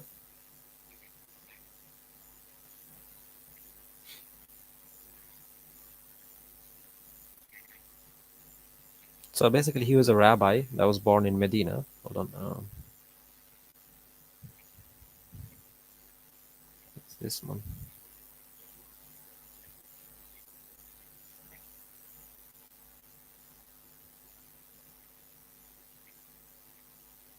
Yeah, yeah, there we go. Abdullah bin Salam ibn al Harith was a rabbi of aristocratic stock before converting to Islam. So yeah, he was a rabbi, and like this guy is saying, like Jews didn't Yep. exist; they just came out of. Yep. Yep. They They came just out of nowhere. Yeah. Basically, yeah. he's saying that they came out of nowhere, and then Muslims are making it up. But why Yeah. would we want to We- make up this story anyway? What purpose does it serve? By the way, he's a narrator of hadith, right? Look at Yeah. this. Yeah. He had students, multiple students. Yeah. Abu Huraira actually was one of his students. Look at this. Yeah. Okay. Oh, that's interesting. That's very And he interesting. learned directly from Prophet Sallallahu Alaihi Wasallam. Yes. Of course. Of course. Yeah. So, and again, we have books, by the way, it gives references. For example, you can read about this in Al Oh. Isbia, This is Faqih. basically Yeah, Kitab Al Rijal online. yeah. Tariqul Cool. Kabir, Siyar Alam, Tadib al Tadib. Yeah, Mm-hmm. and they give like chains and narrations. Cool. Cool. Cool. So, yeah. Amazing. Wow. Cool. Cool. Okay. Definitely. Definitely. The old farts claim is totally false, right? Mhm. So So you want to go basically, to his? Yeah. let me Yeah. boil down his argument Yeah. and explain why it's false. So basically, he's Yeah. saying that Mm. the Constitution of Medina is false because there were no Jews there. Yeah. Well, there Yeah. were Jews there. Yeah. There are Jews there, right? Yeah. So Even the rest Quran of his. mentions Jews. Even the Yeah. Quran mentions Yeah. Jews Yes. constantly. Exactly. So Exactly. who is the Quran referring to? Yeah, yeah. The rest of his statements is very subjective. He says that it contradicts the Sirah and the Hadith statement of Jews, which is much more cruel according to whom no Jew would sign a treaty which gives Muhammad the authority between man and God. According to whom, again, according to whom? Yeah, it's so subjective, right? Yeah. Muslims shouldn't accept the treaty as it contradicts so much of the Quran's view of Jews. What? According to whom? See, so all these are all fallacious. This is all especially this last statement. Yeah, Muslims shouldn't accept the treaty as it contradicts so much of the Quran's view of Jews. Why should we not accept the treaty? I mean, what Yeah, exactly. according to And whom? by A the way, didn't the contradiction according to whom? I mean, to your Christological lenses, to your biased Christian view of the Quran, which concerning the Jews, because the Quran doesn't say anything about the Jews that we don't know already. Okay, and the Quran acknowledges that the Jews had the truth, had the book, but Mhm. some of them Mhm. perverted the Yeah, who message, is and it some, talking about?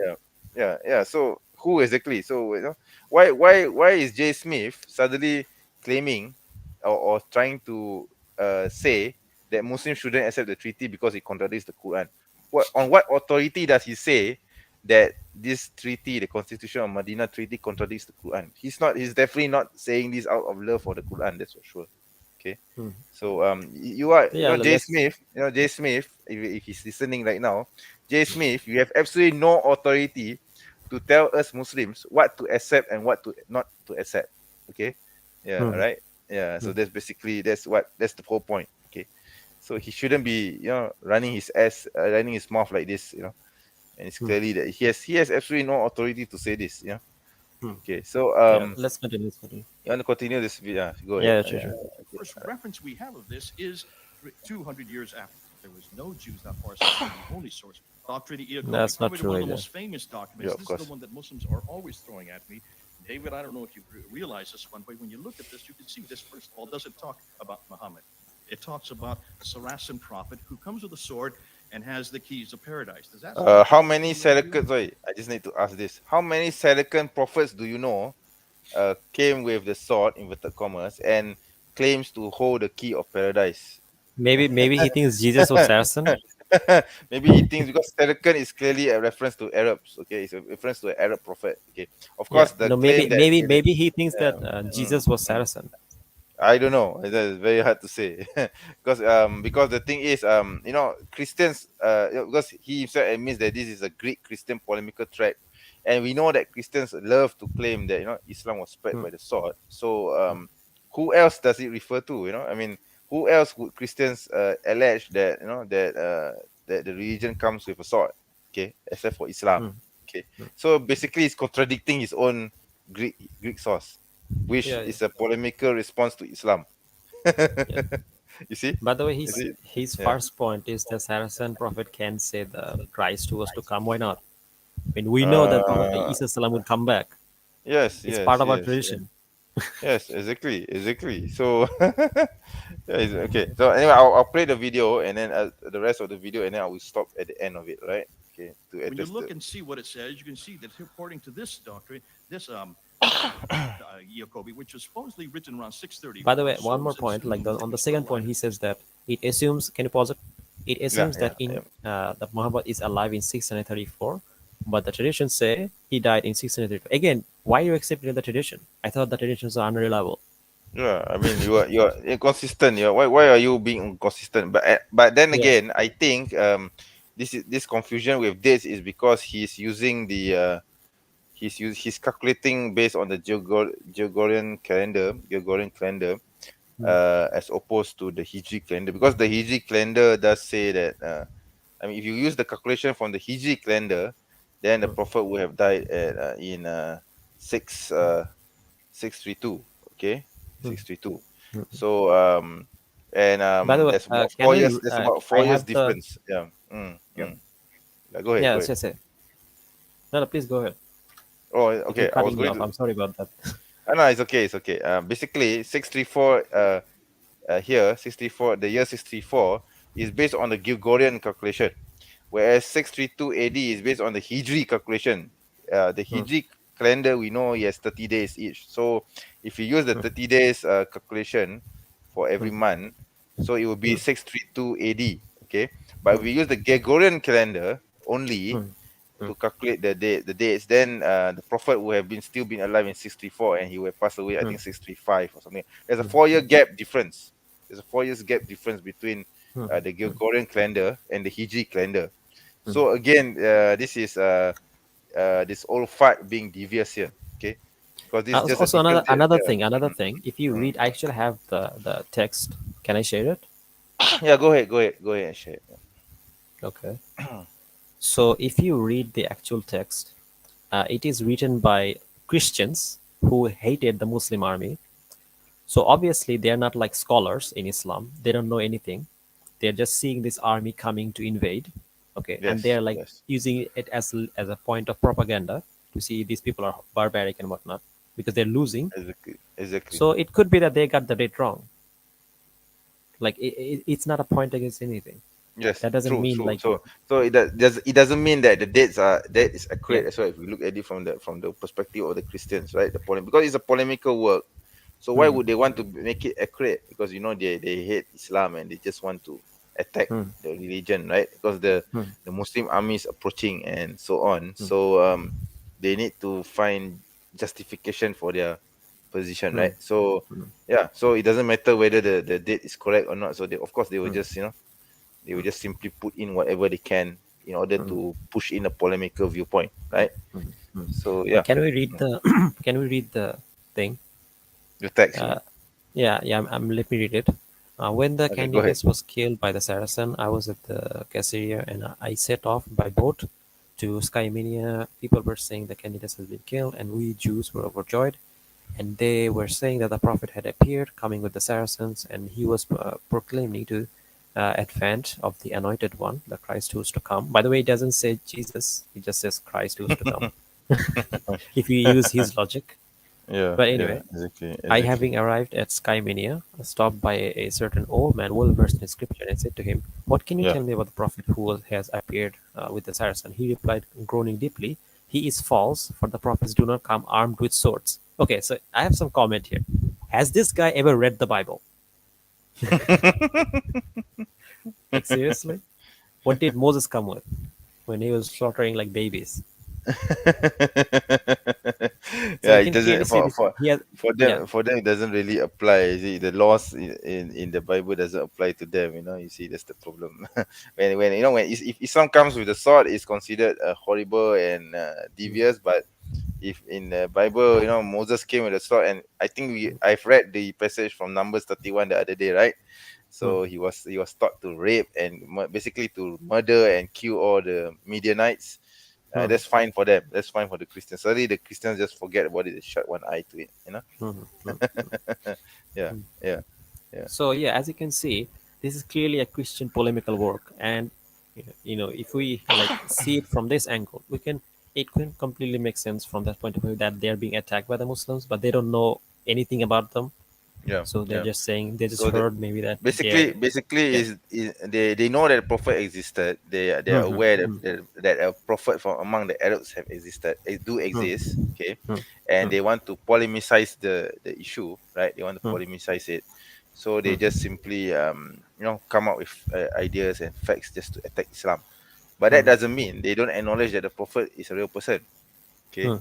and that's the whole point. See, Also, of course, the yeah, the text doesn't say the prophet is alive. By the way, it simply says that yeah, uh, yeah, that yeah. coming with the Saracen, the prophet had Okay. appeared Wa alaikum coming with the salam, Saracens. yeah, brother. Yeah, from he also said to you, yeah, Yeah. Oh, oh, yeah. yeah, Yeah. yeah, By the way, yeah. it doesn't say that he's alive, Okay, and even if it did, it still doesn't matter. They're like Christians; they don't know when the prophet died or anything. They exactly, just know that they're exactly, being attacked. exactly. Yeah, exactly. So the point of the polemical treaty is not to be an accurate account Hmm. of Islam. Anyway, it's meant to be Yeah. polemical, right? But that Yeah. doesn't mean that they don't know about the existence of the prophet. That's the whole point of this being used as a evidence for the existence of the prophet. Hmm. Compare that to the Christian history. We don't Hmm. have any documents saying Jesus existed. Okay, Hmm. until way later in the way years later. Okay, Hmm. after Jesus was raised to the heavens. So there's Hmm. no early document saying the Hmm. name of Jesus. Okay, Hmm. even the best document that they can come up with Hmm. is a statement from Josephus, the Jew, the Jewish Hmm. historian, who Hmm. wrote of a Jew of a Jew who was crucified. But some scholars actually dispute that statement because they say that this text was added in later, okay, far later by Christian. So Josephus himself did not write this statement that a Jew named Jesus was crucified. Okay, Uh, so that's the best evidence that the Christians have about of Jesus existed in first century Palestine. Okay, yeah. yeah. So and even that being disputed by scholars. Okay, Yeah. real scholars. But Okay, not mythicists. Huh? Mm, yeah. mm, So by the yeah. way, Mm, mm. there's by the way, this is from Islamic awareness, and again, he quotes so many different places where it is mentioned. The prophet is mentioned by the name. Yep. For Yep. example, this Yep. is a record of Arab conquest of Syria from 15 to Yep. 16 Al-Hijri or 637 CE. Yep. It is a much faded manuscript, Yep. and it mentions them being attacked by the Muslims. It says in January they took the wars for their lives. The sons of Emesa and many other villages were ruined with the killing by the Arabs of Muhammad.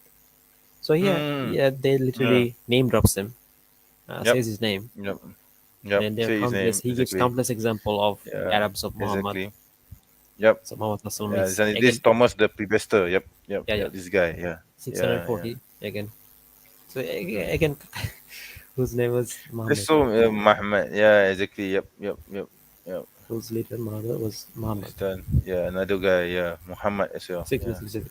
So yeah, we can Yeah. see Oh, countless example of this. countless of And examples from Christian sources yeah, themselves, whether by the way, polemical or yeah, otherwise. Yeah. Mm, yeah. mm, mm. You guys, if you guys want to see it, we'll put the links in the description or in the Yep. pin Of comment course. maybe. Of course, of So course. Yeah.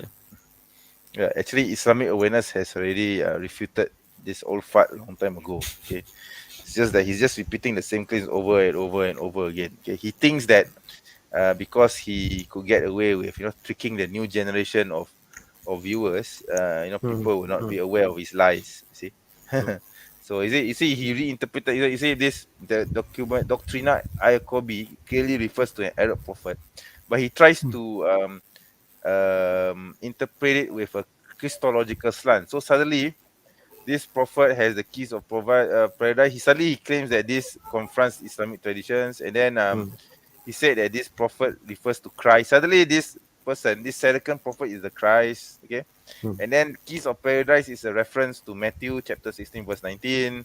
And then suddenly, no, this is all Christological interpretation, eisegesis. Okay, we call it eisegesis upon Yeah. the text, because the text clearly does not say anything about a Jewish prophet who lived in Yeah. first century It doesn't say Palestine. anything about Yeah, Christianity. yeah, it's clearly talking about a prophet who rose up among the Arabs carrying a sword. Okay, Yeah. who claims Yeah. to have the keys of paradise, and this is exactly what Islam is bringing. Okay, Islam is saying that it has the keys of paradise. Okay, so it's right from the beginning we can see this guy. He's just making a spin of everything. Yeah. So want to continue with the video again? Yeah, let's continue. All right. Okay, give me a moment. All right. 34. That controverts the traditions. That he has the keys to paradise. No, this prophet fits more a Judeo-Christian monotheistic background. He has the Because keys to Judeo-Christian paradise, referring to prophets can Matthew only have because 16. keys of yeah, paradise. because Interesting, only because only it's Jewish written prophets can have the keys to paradise, not Arab prophets. Huh? What in Yeah. the world would this be referring to a guy who doesn't speak the Aramaic? I don't remember. Wait, hold on. Can we pause? Okay, let me pause this. Conclusion, there is no reference to the name Muhammad on this document, no reference to this prophet. All right. Okay, so he says that spoke Aramaic. Why does it say that he spoke Aramaic? Yeah, nothing about it. There's nothing. There's nothing in that text just now that you read which has anything to mentioning Aramaic. Okay. Yeah. He Yeah. doesn't say anything. He just says Yeah, exactly. hold on, Exactly. wait. In fact, it says a Saracen prophet. I mean, he cannot get away, Yeah, Saracens means around it. Arab. Yeah, Saracen means Arab. It doesn't say Jewish prophet.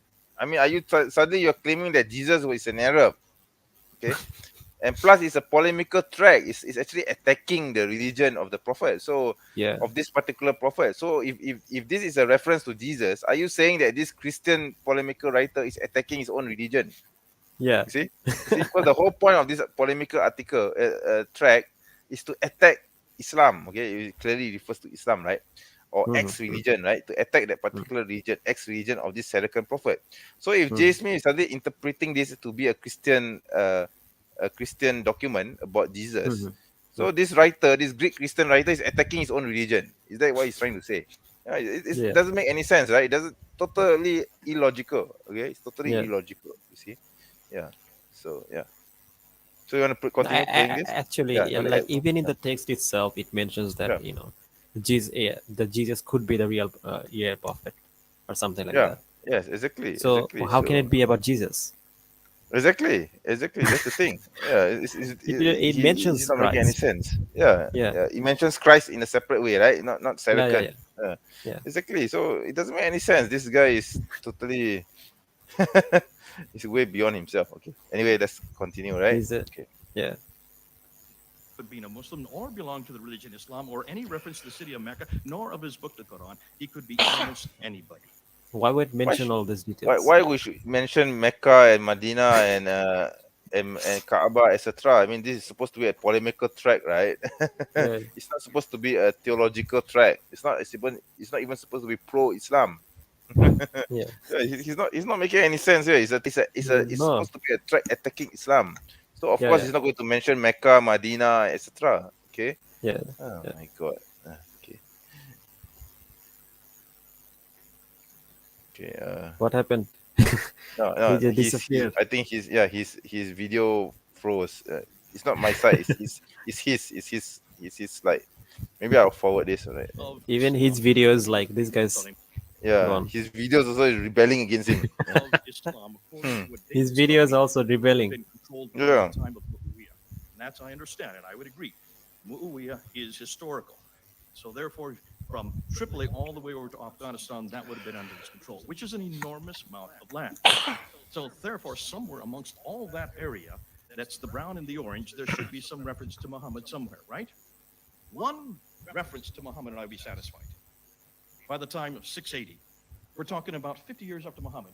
Where is David able to show me one reference to this man named Muhammad that he's talking about? We just did, right? We just showed a whole list of tracks showing. Can I just Yeah, share the screen? Yeah, go ahead and share. Yeah. Okay. Right, because he's asking the question to David, right? Because David is for the for Here we it. go. So we're going to give him. So we're going to give. Yeah. So we're going to give him the answer Arabs now. of Muhammad. Yes, Muhammad. Yes. Arabs of Muhammad. Yeah, Arabs of Muhammad. Yes. His name was Yes, Muhammad. Yes. Yes. His leader was Muhammad. Yep. There you go, Jay Smith. You old fart. We just gave you the answer. I'm like you. Yeah, you don't need to Yes, ask David, just the to go to psychopath. seat Because we above. Muslims, they give you the answer, right? Yeah, we have so many evidence here. Okay. Yeah. Protection of messenger. Muhammad. Yeah. Yes, again. Yeah. And of course, all Yeah. the seals and the coins. These are all the coins, I think, if I'm Yeah, not on mistaken. the coins. Yeah, the coins, yeah. Which has the Shah. That did it, Yeah, Oh, Muhammad that's again. Muhammad. Yes.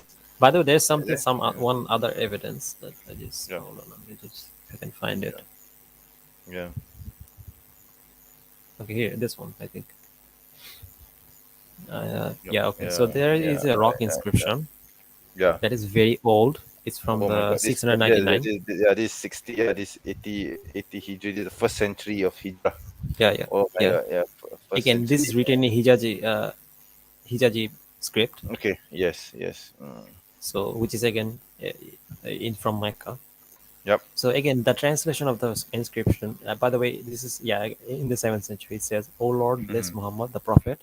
Muhammad accept again. There you go. Muhammad. Yeah, So yeah. the prophet, and accept So what his a intercession from their nonsensical discrimination. question you just asked, Jay Smith. It's a And really show us mercy nonsensical through question. hereafter, and you show mercy in the world. By the way, this is actually a dua, I think, Yeah, it's a that dua. is written, It's a dua. It's a written dua. by Abu Bakr Bakr. Yeah, it's a dua. Yeah. So Yeah, yeah, it's a dua. Yeah.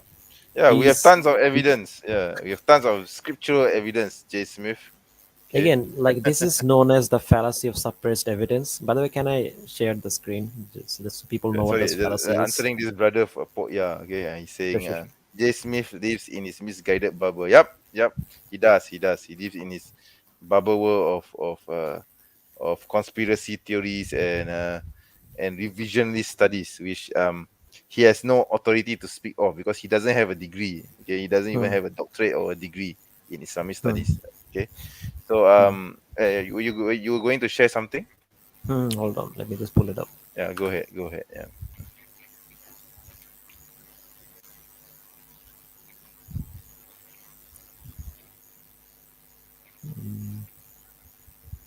So by the way, our stream is already 1 hour and 57 minutes. Wow. Okay, not bad. Okay, good.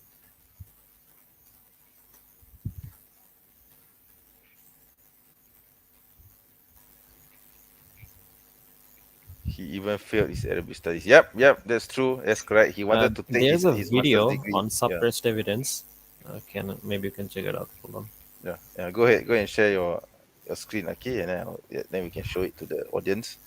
By the way, there's 4 people right now watching our stream. Not bad. It's a very long stream. Hold on. So basically, here this guy explains what suppressed evidence fallacy is. Let's Fallacy hear him out. February with the 22nd philosophy Okay. and eternity. For today, we're going to be continuing with fallacies of presumption, looking at the fallacy of suppressed evidence. So, the suppressed evidence fallacy is going to be when you ignore an important piece of evidence that outweighs the other pieces of evidence. It's taking quotes out of context, and it's purposefully or not omitting important information. Let's take a look at a couple examples of this fallacy. So, generally, streets are safe to walk down. Therefore, we should be able to walk down this street without harassment. This would commit the fallacy if, for example, that street you're about to walk down is known for a lot of violence or has had a lot of really unfortunate activity recently. Egypt did not have a revolution for most of the second half of the 20th century. Therefore, Egypt will probably not have a revolution in the 21st century. Ignoring the evidence that the Arab Spring happened, and Egypt had at least 2 revolutions already in the 21st century, and they're probably going to have some more. So Yes. basically, that's what he's doing. Yes. It's fallacy yes. of suppressed evidence. Yes, exactly. And he's supposed to be an academic. He should know these things. I don't think he's an academic. That's the thing. I never believed for even 1 second that he's ever qualified to be an academic. Okay. Okay. So okay. Yeah, let's continue. Yeah, sure. I'm trying to share the screen now. Wait, let me see what happened to my screen. Where is it? Yeah, this one. Okay, can you see it? Not yet. Yeah, I can see. Okay, you can see it now, right? Okay, let me play it. Harry, Swaziland from Afghanistan. Let's start with the Quran. Okay, let's look at the Quran. 4 references to Muhammad in the Quran. Chapter 3, verse Sorry, excuse me, who's Murad? Who the F is Murad, and why is this fella suddenly an expert in Quranic studies or whatever it is? Murad okay, says, that's 1 point, right? Okay. Anyway, let's continue. Yeah. this is also fallacy, by the way. Appeal to false Sure. authority. Yeah. Like, if Appeal you're to appealing authority. to someone, Yeah. he actually needs to be an authority. Just because he's an Yes. Arab doesn't mean he's an Yeah. authority. Exactly. This appeal to authority, right? Yeah.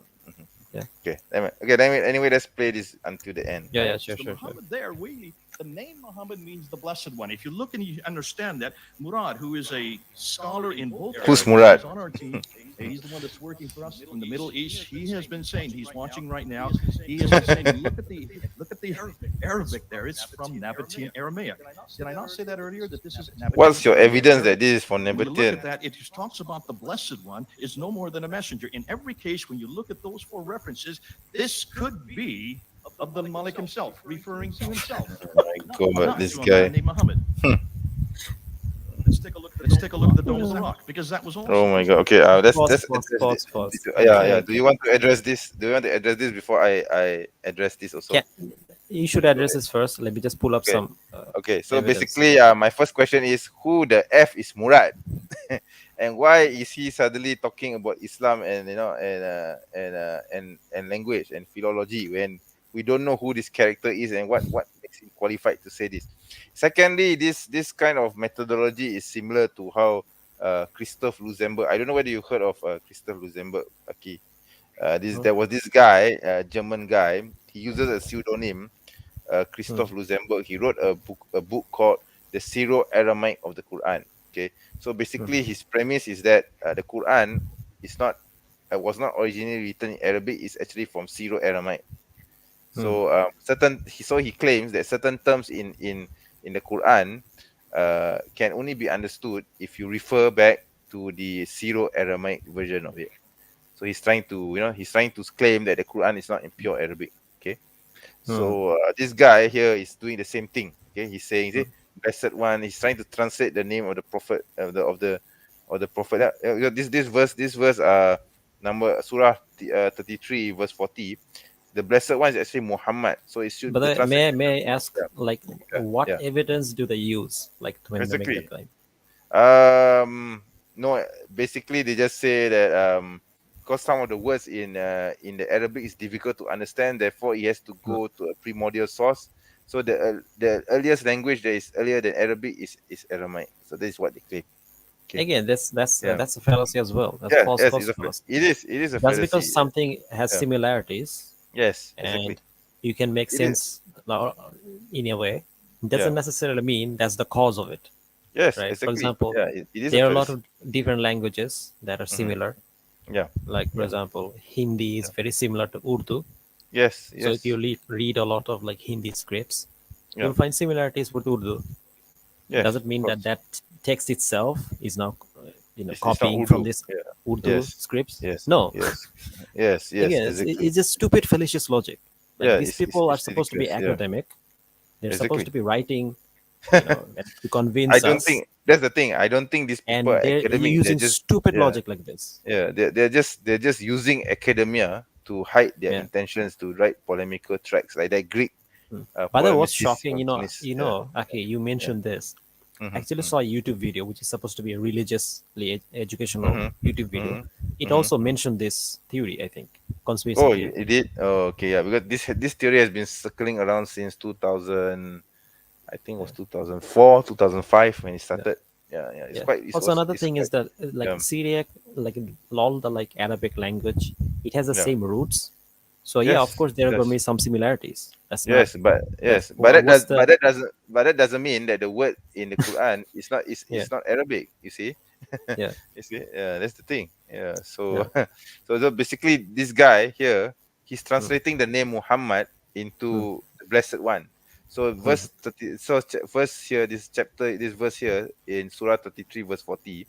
The mm, translation should be Muhammad is not the father of any of your men, but he is the messenger of Allah and the last of the prophets, right? But instead of saying Muhammad is not the father of any of your men, he translated the name Muhammad into the blessed one. He's not the mm, father of any of your men, but he's the messenger of Allah and the last of the prophets. So he's trying to take away the name of the prophet and he's trying to make it a generic text, you see. mm, mm, mm, mm, So suddenly it becomes so the based on this false translation, he's saying that none of them refers to a person called Muhammad. mm, Which is ridiculous because he's translating the name Muhammad into the blessed one. So of course mm, there's no name person called mm, Muhammad if you are doing that, right? mm. So this is totally fallacious, This is totally Yeah, this is fallacious. also a fallacy. It's known as Yeah, the. yeah, I think it's called the equivocation fallacy, where you yeah, use the yeah. same language, which Yes, has two yes, meanings, yes, and you yes, interchange them without yeah, accepting or yeah, revealing to your yeah, audience that you have changed the meaning, yeah. or or or, And or look, the oh, by the way, look or at the this. Look at this yeah, statement. They most likely refer instead the blessed one, yeah, who could very well who could very well be Jesus. So he's saying that the blessed one here is Jesus. Okay, let's translate it. Okay, let's not forget. Let's just wear the Christian hat and let's not forget that they believe Jesus is God. Okay, they believe yeah, Jesus is literally God. Okay, yeah, so if I translate this, if I say blessed one is Jesus, I replace the word the blessed one with Jesus. Okay, mm, so Jesus is not the father of any of your men, but he's the messenger of Allah and the last of the prophets.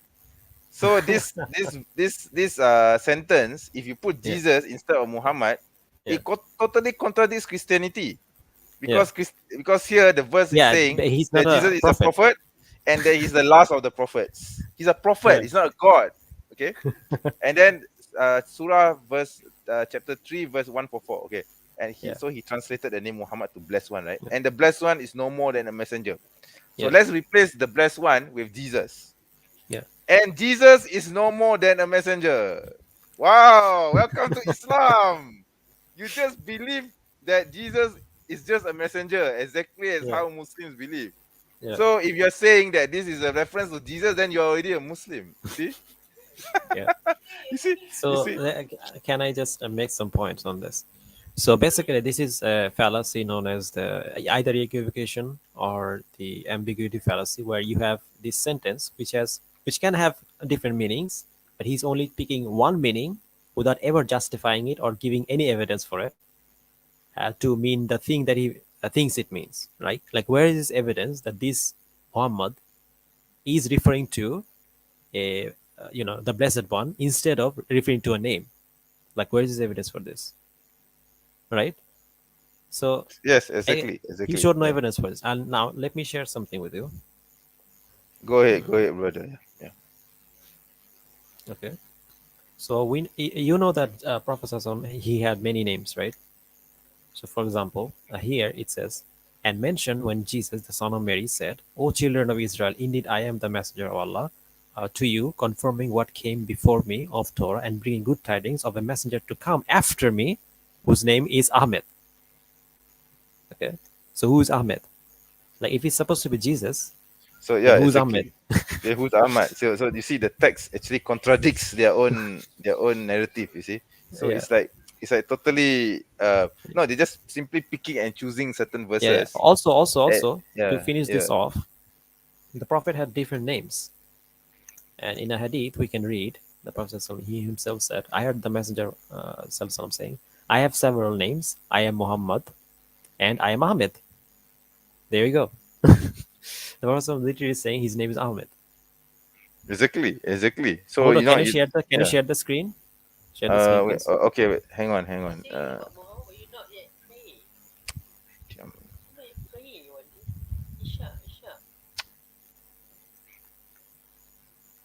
Can you share the screen? I thought you shared it. Yeah, yeah. Can you see it? Yep, I can see it. Yeah. Yeah. I have several names. I am Muhammad and I am Ahmed. He also have other names as well. I am Al Mahi, and whom Allah bless kufr. And I am Al Hashir, gatherer. So yeah, he has different names, and one of it is Ahmed. So yeah, and then again, it begs the question: like, who is Jesus talking about? Is he talking because he's clearly not talking about himself? But bro, I can hear you. You're muted. You're muted. Yeah, sorry. Yeah, I was just going to say that. Yeah, I mean this hadith clearly, clearly identifies Ahmad with the Prophet. Yeah. So it's going to be very difficult for Christians to try to impose a Christological understanding on the text. You see, so that's why they, like I said, they just simply pick and choose whatever verse that they want in order to achieve a certain polemical objective. Yeah. Mhm.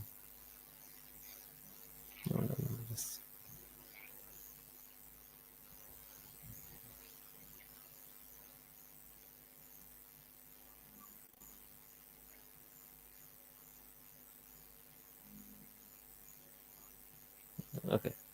So yeah, from this you can clearly see that it's not definitely not Jesus. So yeah, let's continue, inshallah. Okay, hang on. Let me bring up the video. Right. Okay. Thank you. Muslim apologists not yet free. Asia.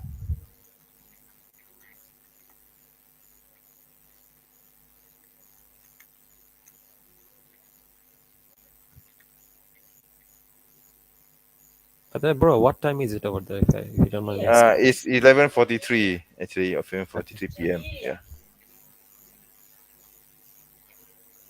So do you want me to play the video? Nigeria. Yeah. Yeah. Okay. Hang on, yeah. Muhammad. Let's take a look at the Dome of the Rock, because that was all constructed by Abdul Malik.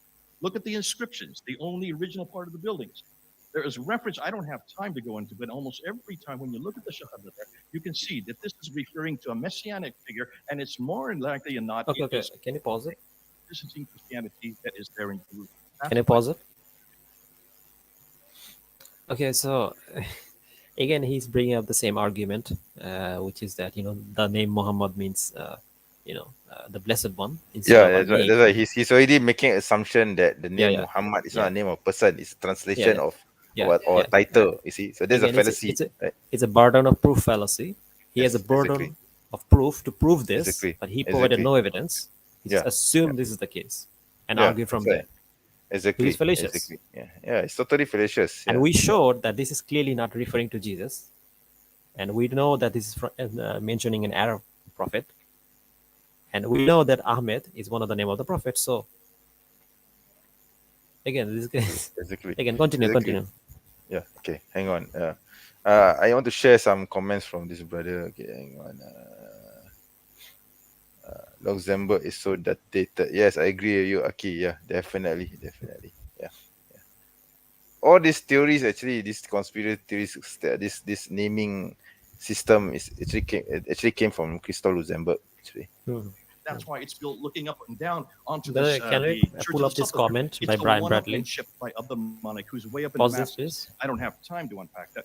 But what I really want to go to are probably the most. There's a comment. Okay. I Yeah. want to respond Give to me a Brian Bradley. moment. Yeah. What did he say? You both are men of the 21st century. Do you really believe that Muhammad flew to heaven on a winged horse? By the way, we pass. You seriously, you're asking me this question? Do you want me to bring evidence from the Bible where Elijah was carried off in a chariot? Okay, I'm going to show it to you right now. Okay, I'm going to tell you right now. Okay, give me a moment. Huh? Okay. So I'm going to give you this evidence, and I think you're going to be embarrassed by this because this is from your Bible, right? Okay. Yeah. This is from your Bible. Okay, give me a moment to answer this question because this is kind of this kind of games that Christians play. It actually backfires on them. Really, really shameful Then he way. says Jesus is the way. Yeah. That is. Wait, let me see what he said. Jesus is the way. Yeah, Jesus is the way, but he's not the destination. See, he's not a destination.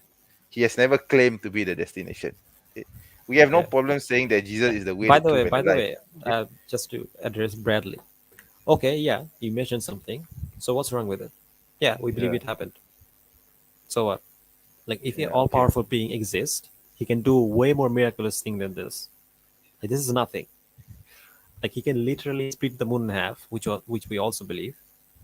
So Okay. yeah, So yeah. okay. So anyway, this is the verse from 2 Kings, Mhm, chapter 2, verse 2. Okay. mhm. Say okay. Yeah. So chapter not this one. Wait, let me. Okay, I think it's number 11. Yeah. Okay. So this is about Elijah and Elisha walking together. So as they were walking along and talking, behold, a chariot of fire and horses of fire separated the two of them, and Elijah went up by a whirlwind into heaven. Wow. Okay. So okay. So I'm going to ask back the question. I'm going Yeah. to ask back the question to Brian. Okay, because you said uh you both are men of 21st century. Do you really believe that Muhammad flew to heaven? So I'm going to say to you, Brian, as a person of the 21st century, do you really believe that Elijah was carried off in a chariot of fire and horses made of fire up in a whirlwind to heaven? Do you really believe this? This is from your own Bible, all right? This is not something I made up. Okay. Yeah. So there, right back at you. Okay. Yeah. So I think that answers the question. Okay. Yeah, yeah. Right. Right. Okay. So shall we continue with the show Yeah, again? yeah, sure. Let's continue. Okay. Let's finish Yeah. this Let's. up. I think we're Yeah. nearing the end, I think. Yeah. I think we're going close to the end already. Yeah. Right. Yeah, yeah. Yeah. Yeah. Yeah. Then inshallah we'll react to the rap song. Yeah. Of course. Of course. Of course. Yeah. That's actually the highlight of the show, right? Substantial authority that we're looking at today, and that is the coins. Let's look at the coins. Because the coins that are coming out, and this is all stuff that has come out this year, 2020. Look at that swath of land and look and see what they now control. Anytime you have a new emperor or a new caliph like Abu Bakr, Umar, or Uthman or Ali, the first thing any caliph or any king or any leader does is to mint coins. And they put their image on the coins, and they put their name on the coins, and they explain who they are, and they always say what the religion is, and they always say where the mint is. Look at the coins. This is evidence from the 7th century. Now look and see where they're minted. They're minted in 2 areas. One in Walaikum Syria, salam, brother. the other in Iran. None of them are in the Hijaz. Too far north again. Am I getting kind of boring? Saying the same thing over again?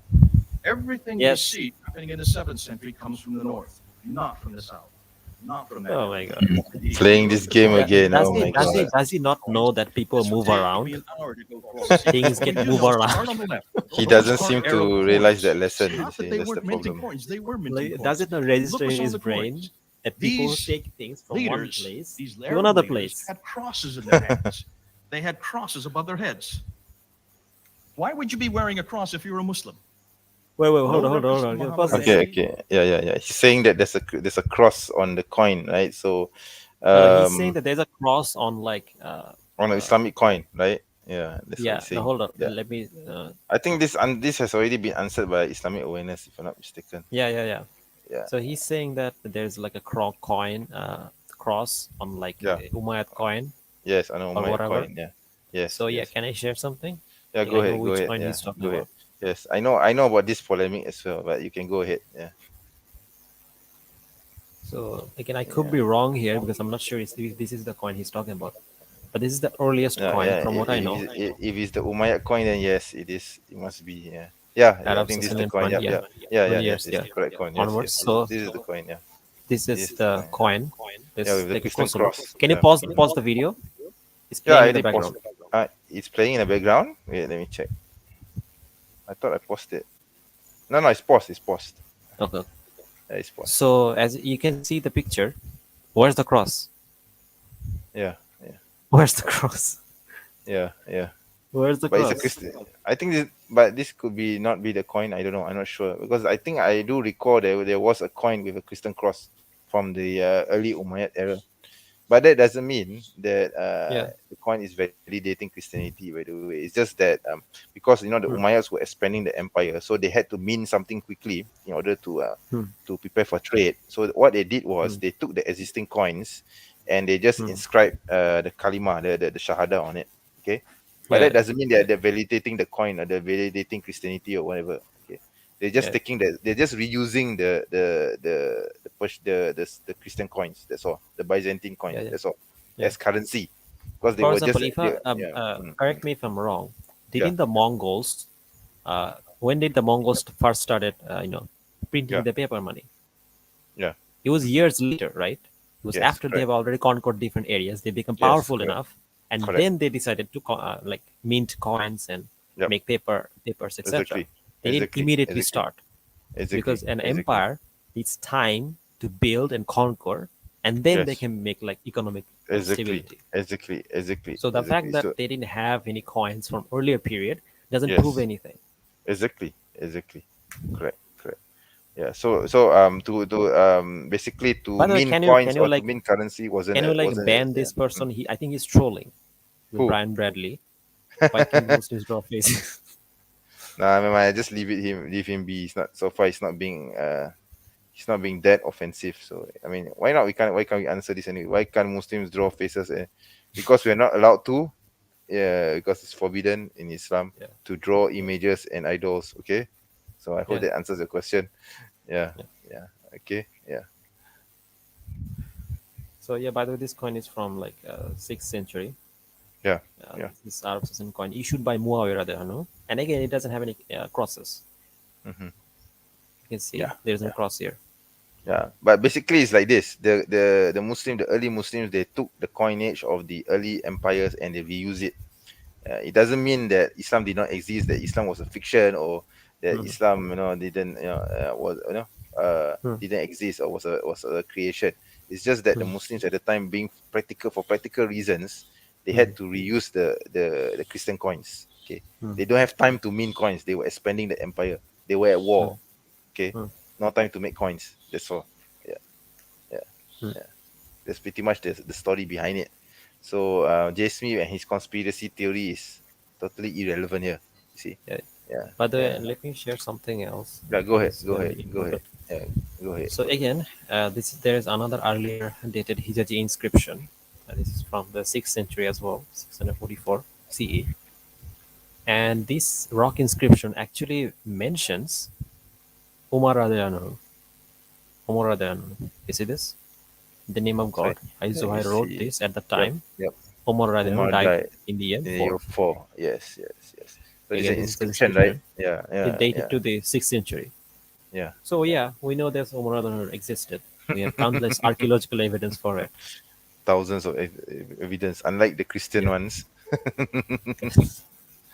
Okay. Yeah, yeah. Either way, let's continue with let's end this. Oh, someone just gave salam. Assalamualaikum. Walaikum salam. Walaikum salam. Yeah, right. Yeah. Okay. Okay. Oh, we have seven viewers now. Oh, 6. You Oh, just dropped alhamdulillah. 6. Yeah. Not bad. Not bad. Not Yeah, bad. it goes Yeah. up and down. Yeah, it's Let's normal, continue. right? Let's continue. Yeah. Okay, let's continue with the video. I hope you're finishing towards the end. Yeah, yeah, It's quite a almost. lot.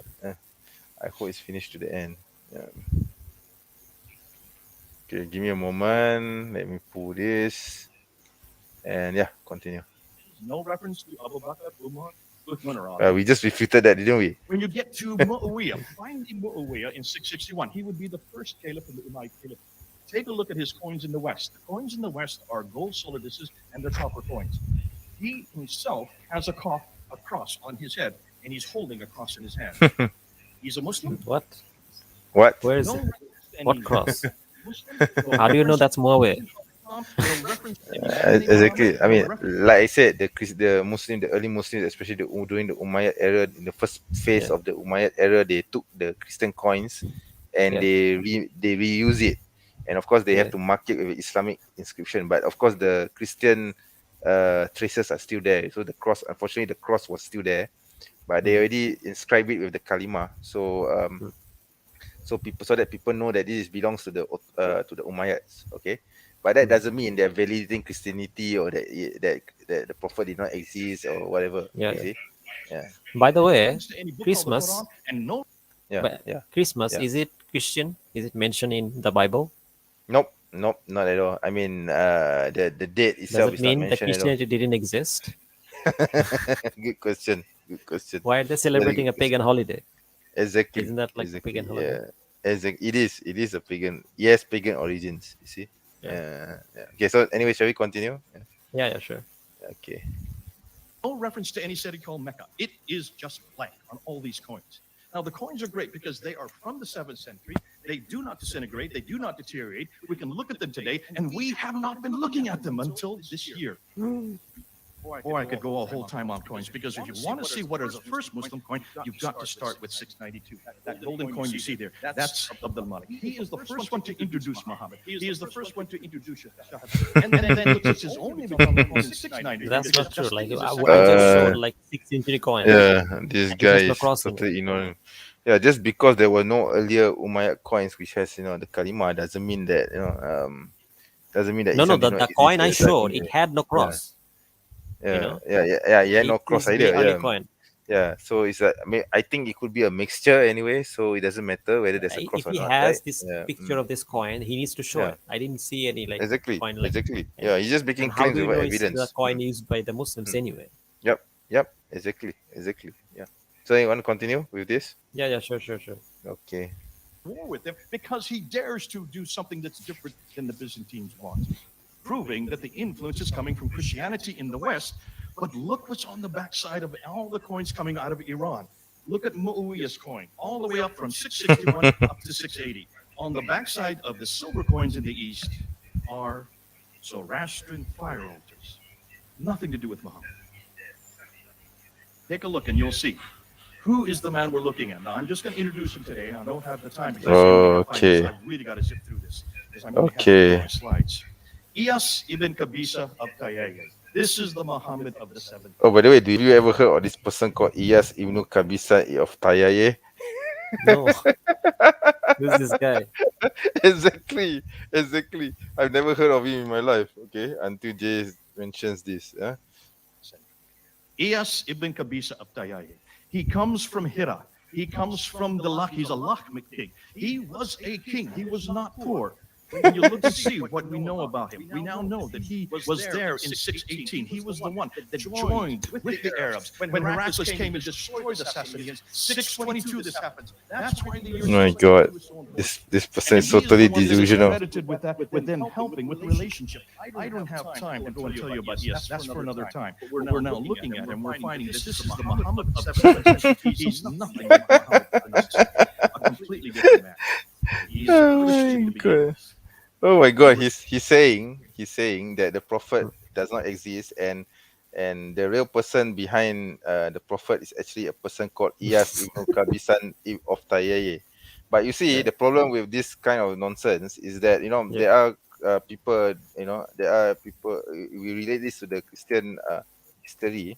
Okay, there are people who say that Jesus wasn't real. That that Yeah. Jesus was actually a reflection of a person called Apollonius of Tyana. Okay, Ah. he's just copying this theory. Okay, he's just applying it to Islam. Okay, I'll show you this page from Wikipedia. Hang on. Okay. Yeah, sure. So there's this guy in 4th century BCE. Okay, 4 years before the birth of Jesus. Okay, so called Apollonius of Tyana. So this guy. Okay, can you see the page?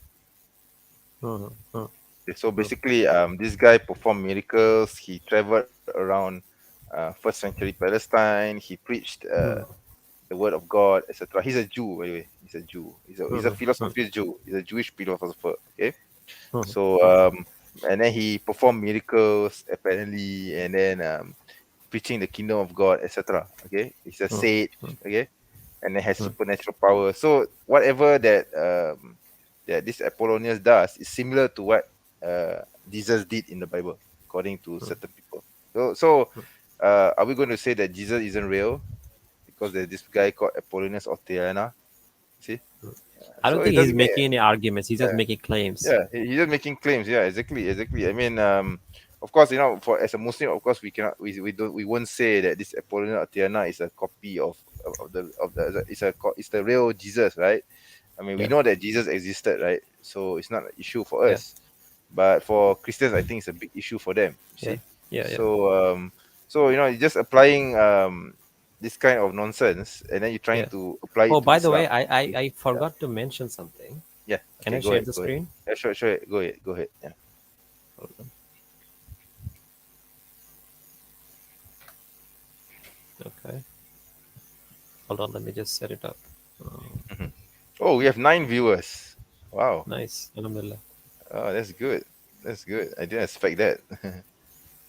Hold on, let Brother me just Hishamuddin pull it up. Abdullah. Assalamualaikum. Waalaikumsalam. Okay. Yeah. Okay, let me share the screen. Because Jay Smith just a few minutes ago, didn't he say that Prophet ﷺ is not mentioned in the Quran? Yes, he Right. did. And he He says did. that there's no mention of like Mecca in the coins. Yep. Yep. Well, okay. Then let's read. This verse is in 48:24. It says, "And it is he who withheld their hands from you and your hands from them within Mecca." Mecca. Makkah. There you can see the Arabic also says Makkah. Yeah, Yeah, yeah. hold on. Yeah, it says And Makkah. hands from Yeah. It's in front. Yeah. Yep. Makkata. Yeah, Mecca.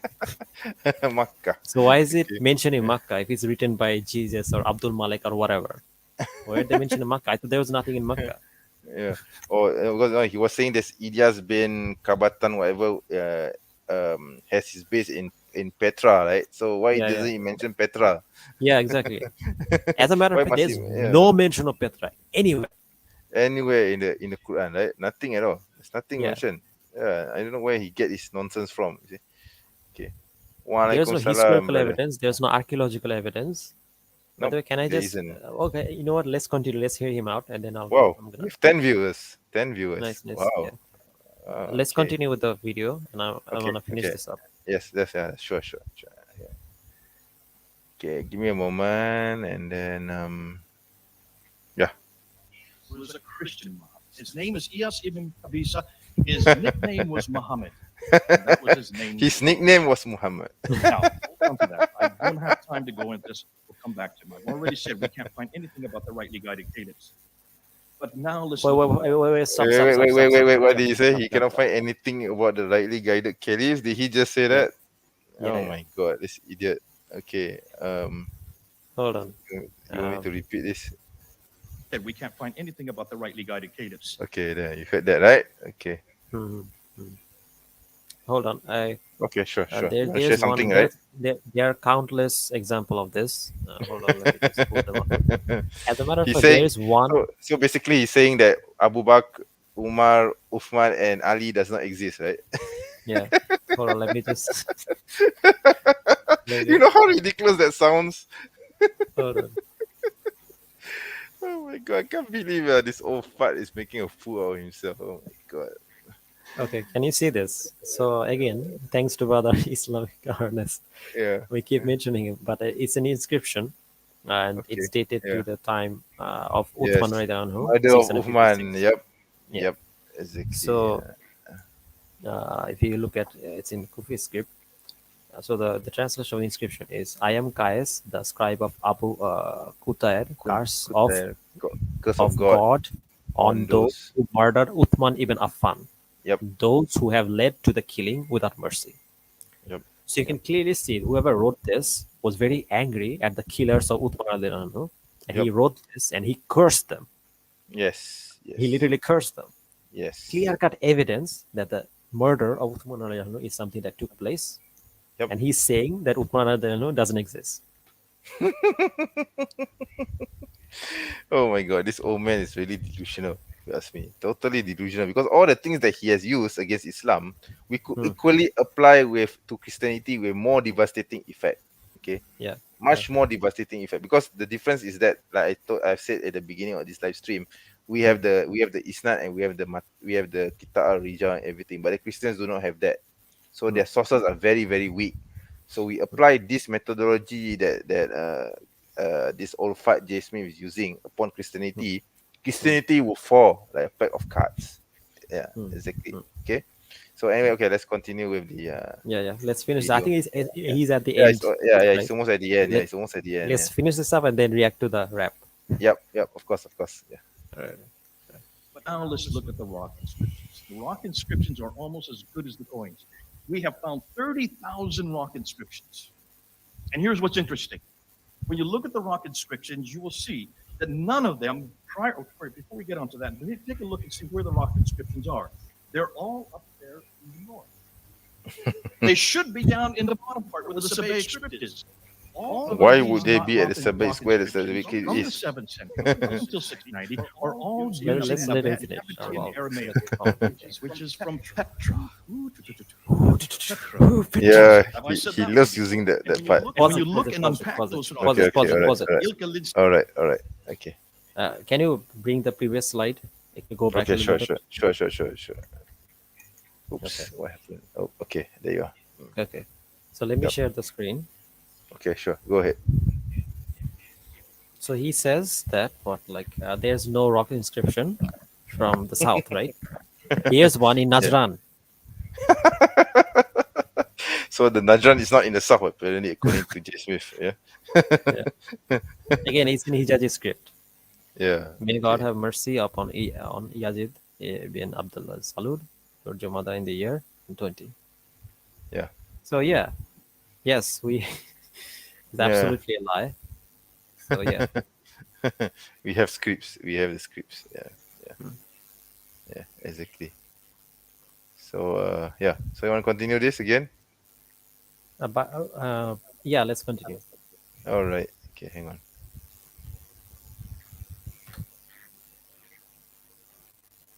Aramaic, which is from Petra.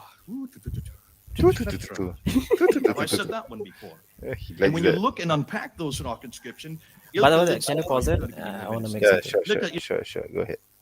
Okay, so basically his argument here is that because of this rock inscription, and they're all in the north. By the way, that still doesn't prove anything because people move around. Yeah. I don't know what he thinks. He thinks I that don't know. people are like trees. They only stay in one place. They cannot move, or maybe or something. But anyway, Yeah. even if we accept that logic, right? This Yeah, stupid yeah. logic. Even if we accept that, Exactly. let's use his logic and see what we come up with. Okay, so let me share the yes, screen. yes. Okay, go ahead. Let's say that people are only from areas the archaeological evidence that we see in different areas are those places where those Yeah. stories come from, right? Yep, That's the yep. argument here. Yeah. Let's look at the list of all the oldest mosques. Let's see where they're from. Okay.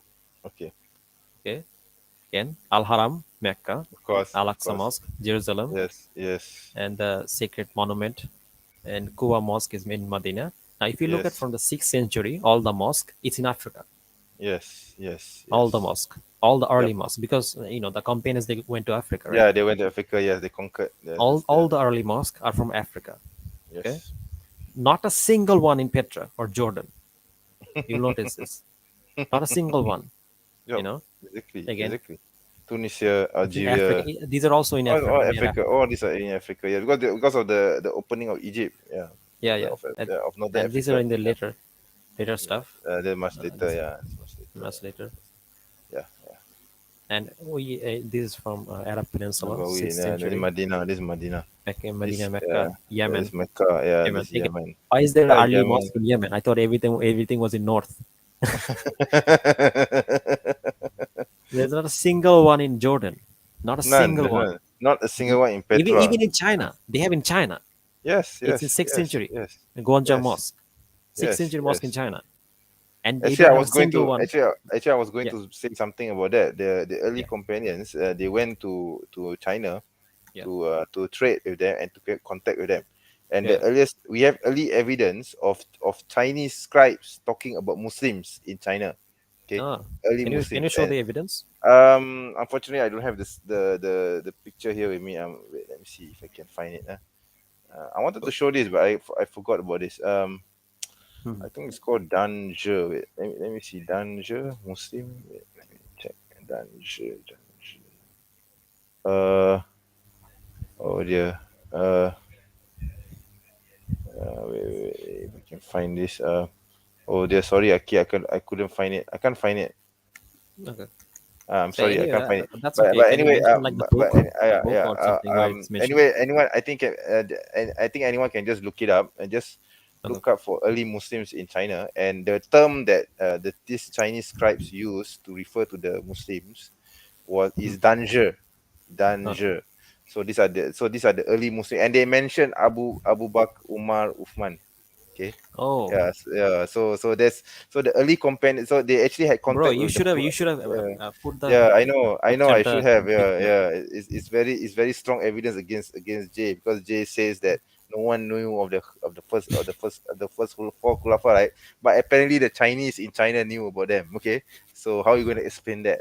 Okay, so Yeah. never mind. I hope those who are watching this, they can just go back and do their research. Unfortunately, I don't have it with me. Yeah, but you can look it up. Yeah, So yeah, you can see that they're in China, the early mosque Yep. from 6th century Yep. mosque. Yep. As a matter of fact, there's one in Bangladesh as well. I don't know. A lot of people don't know this, but I think it's Yeah. from 7th century or something. So one of the I see. companions, it I is see. now it is assumed that it is one of the companions who came to Yep. trade Yep. or tabi'in, and it's Yep. a very early Yep. mosque. Yep. And there's one in India as well. Again, Yep. another early mosque. Definitely.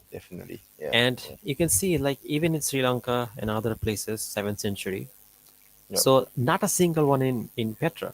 There's no Nope. mention of Petra. No Not a mention of single Petra. early mosque in Petra or Jordan. Not in the list. Yeah. All from Syria and where not, Yeah. Exactly. Turkey. Yeah. This nonsense about Petra. I think it was this guy called Dan Gibson, right, who wrote this Yeah. this book, right? Yeah. Even in Azerbaijan and Armenia. Hmm. So if you look up, the majority of mosques are in Africa, the early mosque. Yep. So does it Yep. mean that the Prophet was from Africa? There are early mosque in China. Does it mean Yeah. the Prophet is Yeah. from China? Yeah. Was he Chinese? And also the second question can be asked is, if you say that nobody knew about the first caliphs of Islam, the first four caliphs Yeah. of Islam, then who were the Chinese talking to? Because they had Yeah. contact with the contact with the Khilafah, Yeah. the first And Khilafah. who is the guy who's writing the rock inscription? Who is he talking about? Yeah, he's talking about exactly.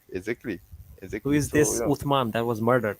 yeah, who the Uthman was murdered, right? Yeah, I mean, this guy is just As a matter of fact, he doesn't just use mention him. It is mention the event, exactly. and he's Actually, angry man. at the event, which means it's really Yes. something that happened. Yeah, it's really something that happened, right? Because it shows a lot of emotion there. Yeah.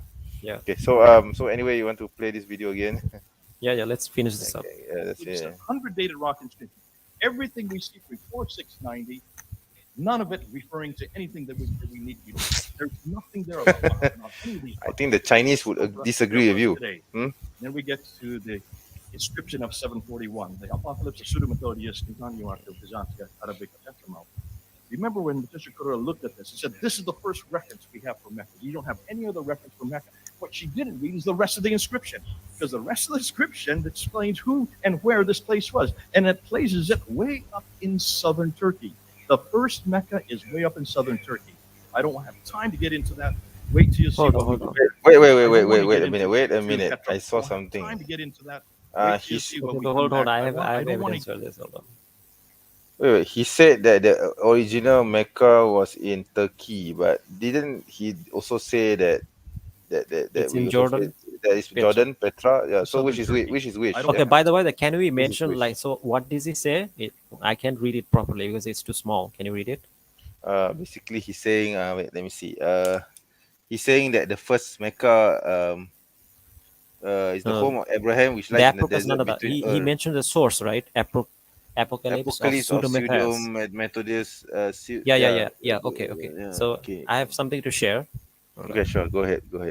I'll share it with you, with the audience. Can you see?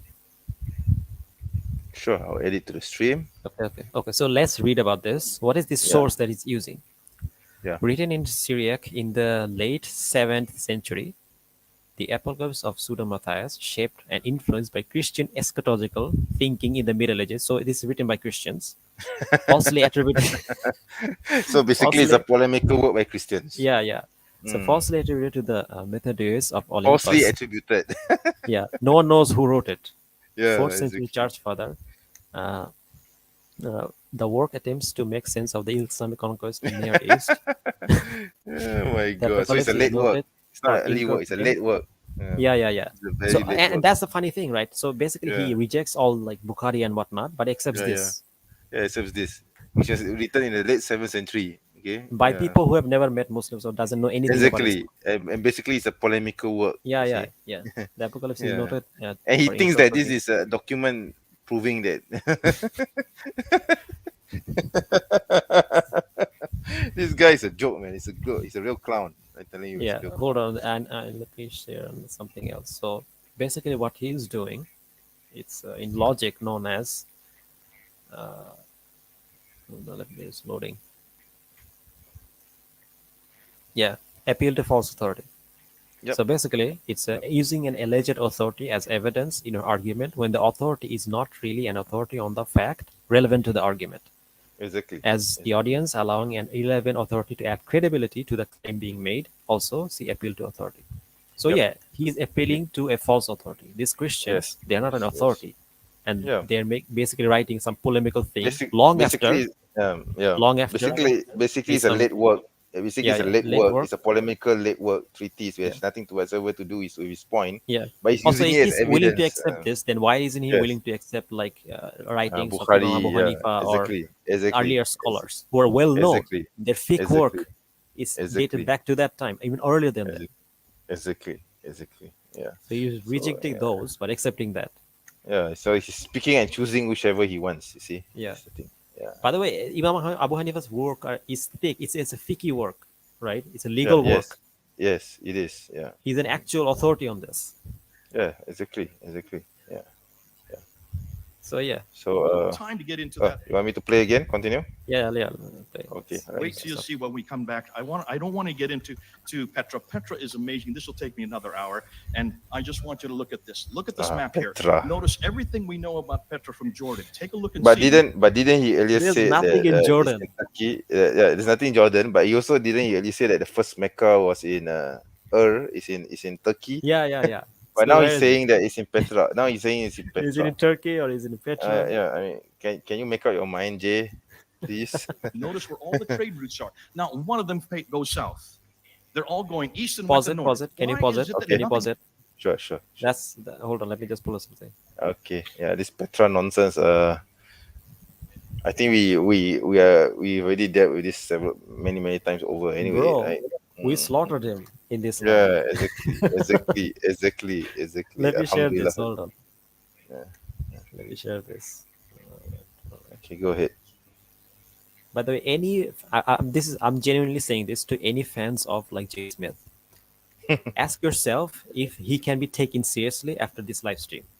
Just ask yourself this. Seriously, Yeah. I'm genuinely asking. Good Okay, so question. let's take a look at this. Saudi experts set to uncover secrets of ancient trail to Mecca. Yep. So this is a very ancient trade route that they found that Yeah. that came long before Islam came. Yep. So the path was once a common trade route in pre-Islamic era. Yep. Pre-Islamic era. Yep. So this is a trade route that was used, and archaeologists and historians have confirmed this even before Islam came, and this goes to the Makkah. This is a trade Yep. route in going to Yep. Makkah. Yep. It And actually he's the- verifies the Islamic story, the Muslim story, that before Islam came along, Yeah. Mecca has always been a trade road, right? Yeah, for traders. Yeah, It confirms that. yeah. So, yeah, and he's saying that there's nothing there. And look at this, and they have Yeah, look at the evidence. show all Oh the my God. evidence. Yeah, you can look at the evidence, Jay Yeah, you Smith, can have a and look at the check picture. it Hold out. on, let me Yeah, just show the yeah, picture here. Yeah, As you yeah, can see, yeah. yeah, they have well. Yeah, the wells, for I guess for travelers. Yeah. So yeah, this is a lie. It's lying. Yeah, of course, he's lying. So there can be two options, right? Either he's stupid, he's so stupid he doesn't know about this, then he shouldn't call himself a scholar, or he's lying. Those are the only two options. I would say I would like to be generous and call him stupid, but I don't think he's stupid, so I would say it's No. the latter.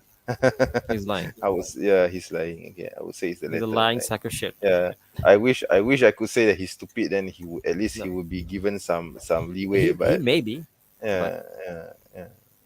But I doubt so, right? Because he has been Yeah. involved in this for 20 years plus years. He can't be Yeah, that you stupid. can give right? these people any excuse. Like they've been doing this for too long. Yeah, it's been too long. So it's a lie. He's just lying through his teeth, right? Lying, using fallacies. Yeah, exactly. Yeah. So anyway, I'll If play the that's video. where Misrepresenting. Islam began, if that's where civilization began for the Muslims. I don't want to get into this reference here. Let's just go and look at this conclusions. Notice, all the manuscripts, He's to repeating 9 this again. of the earliest Kira manuscripts. thing. This is not the Kiras. We're talking about the earliest manuscript. That's the Top copy, the Samarkand, the Ma'il. All of these great 6 major manuscripts that we've been talking about for years now, since 2014. Look and see where they come from. They come up from those cities up in the north, not from the south. The Kiras, 22 of the 30 People move Kiras around, come from the genius. north, not from the south. Yeah, The Quran that we exactly. today People take comes things from the north, around. not from the south. Things The Quranic travel. Arabic that we look into today comes from the north, not from the south. People The aren't Qiblas like of trees. 727, They don't just all stay in the one Qiblas of place. 727, we don't have any Qiblas from Mecca or from the south at all. They are Stupid all moronic from the north. Look at all the Muhammad himself. Ilyas ibn Qabisa, he comes from the north, not from the south. The Iraq inscriptions, all of them come from the north. Ignore all the not from early south. mosque. The year Go ahead. 622 comes from the north. No not early from the mosque south. in The Petra. first Mecca comes from Ignore the all north. the I see rock that. You inscription don't have that's to keep it up. in the south. And then the conclusion. All the Yeah. trade routes Here we go. going We're in gonna the go all south. 1 minute. The Yeah. sources for everything we know about traditional Islam that they would like to support. comes Quranic too Arabic is far away, derived from Nabatean except for the Aramaic. first canonization, which is impossible to find. The other Yeah, four even if canons that's are the too case, far Nabatean north. Arabic is used Quranic in Arabic, pre-Islamic again, is times. too We far have north. shown Yeah. archaeological The evidence letter of is this. again too late. Yeah. The Constitution Medina, much too late. The Doctrine Jacobi is again the wrong time. Yeah. That's we- because something is late doesn't mean it's not reliable. Yes, exactly, exactly. A 7th century archaeological Fallacies Well, he of could use. fallacies Yeah, of the thing is, he simultaneously used the fake traditional document called 9th I don't know pseudo something whatever to prove that his claims, but turns out that his treatise is totally false. So he can use such a late document, but he cannot accept all these documents. Yeah. You see such a hypocrite he is. Yeah. Yeah. the narrative that David would like to push forward. Ilyas Kabisa is the man I think we're looking for. He is, and I'm going to introduce him as the 7th century Muhammad. I would love you to tell you the story about why he is so great. We can't find any of the 4 rightly guided caliphs in the 7th century. The rock inscriptions, Yeah, let's say ignore nothing. all the rock, Tell- rock tell- inscription. Let's yeah. ignore Imam Yeah. Abu Hanifa, Yeah, Imam let's Ahmed, let's Imam ignore the Shafi. Chinese. Let's ignore the early the- Chinese who met with the Yeah, Muslims, let's, the early let's Muslims. ignore and, let's ignore the early companions and Yes, the tabi'in, exactly. the tabi'in, Exactly. their writings, yeah. their books. Let's which- also forget the fact that the Queen the of early England Hadith was a Muwatta decent- Malik, which yes, is dated yeah, at the time of exactly. the Imam Malik. Exactly. Let's ignore yeah, let's Imam ignore all that. Islam Yeah. was Ahmed, God of the Shafi, Muslims all these early until writings, after early It's nonsense. scholars. 790, they It's only totally begin to start nonsense. showing Yeah. a religion that All as the we early know it, from tafsir. 720 to 730. We're going to talk about the 741 inscriptions. The first Final book of conclusion: that is Islam the is Southern really an Turkey, Abbasid far north, creation. and everything we know about Petra, the initial sanctuary of the Arabs, which was later replaced by the current Mecca. Therefore, the conclusion. The historical record suggests that most everything we now know of Islam in the 7th century is either too far north or too far away or much too late to be the Islam of the 9th century Islamic traditions. Islam is really an Abbasid creation. This guy is a joke, and people are clapping their hands like this. Oh my god! Are they clapping because he's a clown? He's just made them laugh or something? Because this is nothing scholarly about it, I'm clapping because he's a clown. He just amused me,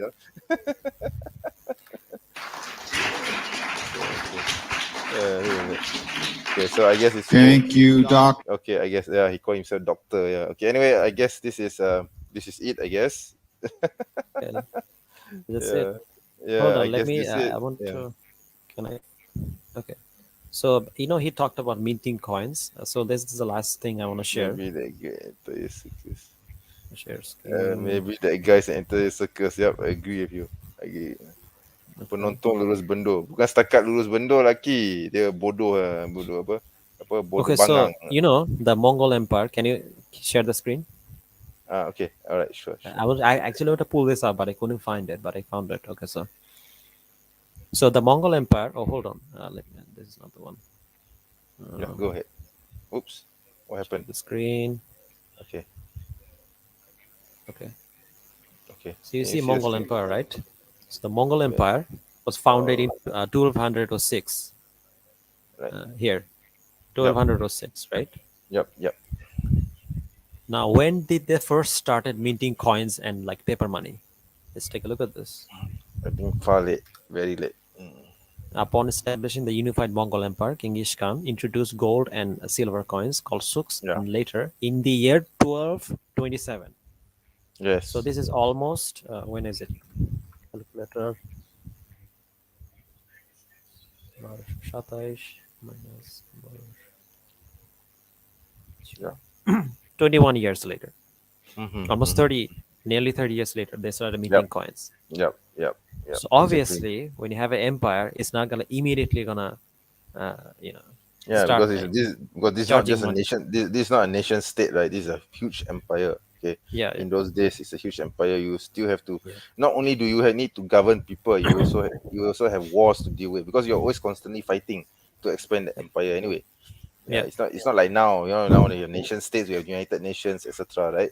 You have borders and everything. But back then it's different. Back then we are always at constant. The empires are always at constant war, and governance takes a backseat a bit when there's war. You see, so economic issues come much later, right? So it explains it. Yeah. So yeah. Yeah. So you want to deal with the rap? Yeah. Let's do that. Wait, let me find the rap. Where's? Do you know which minute the rap is? It's at the very end. Okay, wait, let me try and find it because I don't want to watch all the rest of this nonsense. Wait, let me play this. Wait. I'll turn it over to Pastor Joel. Okay, hang on. Wait. Call him face to face. Okay, I found it. Okay. No, we got. Wait, give me a moment. Yeah. Okay, wait. Okay, I found it. No, we got. Okay, I found it. So let me share the screen. Okay, one more thing. There's a brother here who commented about the Mongols. Mongols busy with war, no time to make money, only looting. Yep, that's true. I don't deny that. Yeah, I mean, like, so it's the same with the Muslim Empire. You see, so we have concerns. When you have concerns of warfare, you don't have time to do minting of coins. So, what is Jay talking about? You see, when he says that there are no early Muslim coins and everything, it doesn't matter whether there were early Muslim coins or not. You see, because Muslims were busy fighting wars as well. Okay. So anyway, I think we are at the end here. Wait, let's play the video. Yeah, We got a let's- rapper back here. Yeah. Beta wants to rap Yeah. his poem. Jay's poor. I'll give you a beat, son. I don't know if you can rap it. Oh my god. Oh my god. So cringe, right? So cringe. This.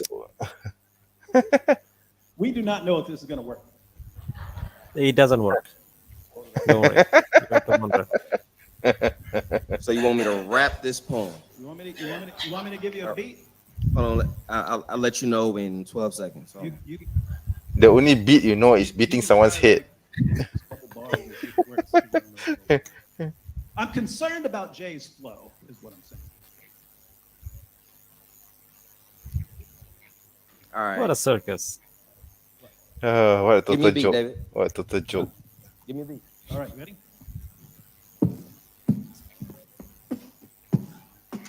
Ugh,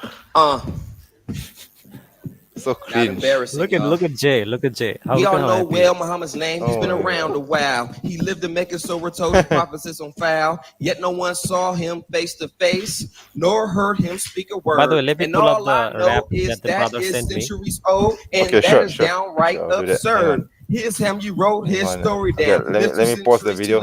Bukhari wrote it down. No, said that he play lived a it. later Let's date. hear it. There was just nothing written down. Okay. They borrowed hearsay. And now here's living town 100 miles away. And so it seems it's all made up.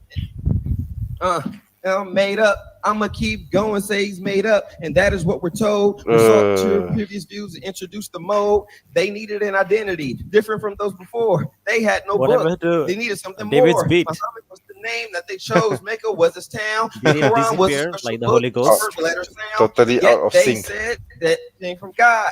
It was written down by men who lived in Iraq, far too north, not even from his kin. The final version that they call have not one of the best. He lied and cheated all the time from the rest. Basically, you're just repeating what he We said in gonna the catch the slides. beat. I'm gonna keep on going and I'm gonna catch the beat. All right, Arabic, which it contain from hinges, and that is what he thought. And I know it don't sound like it It's really rhymes, stupid. but Okay. he didn't do it right, It especially doesn't. without thought. I So feel like where my did it intelligence, originate? IQ, Where intelligence did it dropped a come few from? points listening to Southern this. living was his hills to the north. The mosque became their local point. Hold on. Yeah. Is he laughing? Is he laughing to himself or is laughing at the song? All right, can you pause this? Okay. I want All to right. I share guess this that's rap yeah. I guess verse. the clown act is over. So now let's go to the real show. Yeah. Yeah. So this brother. Let me just introduce this brother. His name is Carnage. Better hear Eminem than this guy. Yeah, I agree with you, Aki. I agree with you. I Yeah. Eminem seriously is don't insult Eminem like this. yeah. Yes. Eminem is the rap god. Okay, this guy is Auzubillah, nobody. auzubillah, Right? auzubillah, Yeah. auzubillah. Street bro. Wah. Sorry. I mean God as in a small G, okay, not a big G. Okay, yeah. Okay, right. Okay, so Okay. can you see the screen? Okay. Can you see it? Yep, I can see it. Okay. Okay, so this brother, his name Alright. is Carnage. He wrote this rap song Okay. in order to diss David and his boyfriend. Okay. So basically, it's called Lyrically Molested. It's a response to this rap. Now, again, like the brother and myself, or brother Image, we're not professional rappers, so take this with a Uh, grain of salt. nah, it's okay. It's okay. So it's just us having fun, and Yeah. there's no musical instrument in this. So yeah, let's check it out. All right. David and his boyfriend's trying to diss now too, huh? Well, I ain't prejudiced. I don't give a damn. Hi, my name's Carnage, here to perform an autopsy on the dead. It's David Wood and his buddy Jay Smith. However, the question that stands is, how can stupidity outbattle wit? Because if Christianity was a medicine, then I'd call it counterfeit. Please, everyone, wear hazmat suits or anything that comes under the category of protective, because the disease that Jay and Wood spread could be quite infective like COVID. After all, that's what their personalities are, toxic. Islam is the vaccine to Christianity's messed up doctrine. Better stand back, because these two are trouble. No, not because of their arguments. Even old age ornaments are more valuable than what these two fools put out in the name of documents and religion. Take the amount of SDs their documents produce and then make it a double. That's what their arguments are, extremely flawed and highly unlikable. How you gonna talk about anything about Islam or call anything absurd when in your own Bible, Lot got raped by his own daughters? And besides, the next time you try to rap David, don't look like a dude trying to talk in a Morse code while having a seizure. You damn rap beat was as good as the crap I do while sitting on the toilet seat. So anyone that came years ago is now, according to you, absurd. I think he just said whatever rhyme and came to his mouth first. If it was a freestyle, then it could have been at least understandable. Yeah. But your guy actually took a paper to write it all down, and then in the meanwhile, with a rap, I call his efforts laughable. Oh A my disgrace to God, hip hop yeah. and rap as a whole. That's breaking the law with what you did. You should get life with no parole. By the way, the next time you get a rapper, make sure it's a real one, not some mumble rapper who wrote down the first thing that made sense to him on a piece of paper. Don't make me go at him entirely, or with the heat I spit, I'll turn him into water vapor. Y'all the idiots should listen and understand how the bars are being spit. If I continue, Christianity will cease to exist, as if its grave wasn't already dug by Jay and David. I hope you don't go around sharing that diss and boast, because you'd embarrass yourself like how David was in his debate with Muhammad Hijab, or like Snell Khan versus Daniel, or like Sabu versus Aaron Raw. If this was a mission in Call of Duty, better pause and do a mission aboard. I'm a toaster and you're the bread that I'm a toast. You take your classes from the devil. Explains you're not on an intellectual level. Y'all have an awfully bad habit of taking the truth and have it distorted. This is Carnage here, and you've been lyrically molested. Oh yeah, brother. That's cool. Yeah. So that not was a bad. rap. Very good effort. A+ for the effort. Yeah, A+. Yeah. He deserves an applause. He did a great job. Yeah, Much he did better a good than the job. trash by David and Well, Jay. much better than my own rap. Yeah. Mine too. Mine too. Okay. Yeah. So Yeah. By the way, thanks to brother Carnage. Inshallah, I will Yes. put the song on my channel. yes. So you guys Yes. can check it out. Okay. So yeah, that was a wrap. So okay. So you want to conclude this circus, and then Yeah. the circus that we was the part for part 1 and part 2, and then I will Yeah. give my conclusion as well, and then we can wrap the whole thing up. Yeah. Okay, so in part 1, we've seen David Wood completely failing to make his points. Again, as we saw with like this Christian apologetics, they constantly use fallacies and the ignorance of their audience to make their arguments. Because without these two things, their arguments doesn't work. Because when you actually start researching these topics, you actually realize these people are liars. These are con artists. Yeah. And I've known this for a very long time. Like I've been seeing this guy. They've been doing this for years. And and frankly, and the thing is that they think that Christians are stupid. Christians are stupid. Like they're even if they start researching these things and start thinking critically, they will realize how much of a liar they are, and they will hate them for it. They will eventually end up leaving Christianity.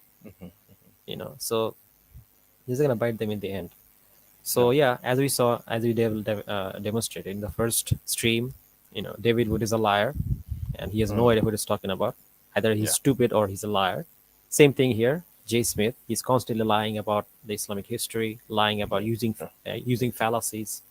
So, and and we basically turned them into shreds.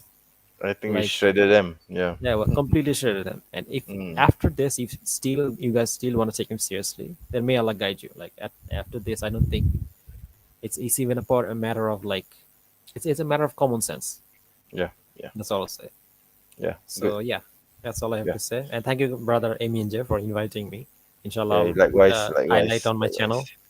Likewise, So, of yeah. course, of course. Yeah. Yeah. So, my conclusion on this, pretty much similar to what Brother Islamic calling has shared.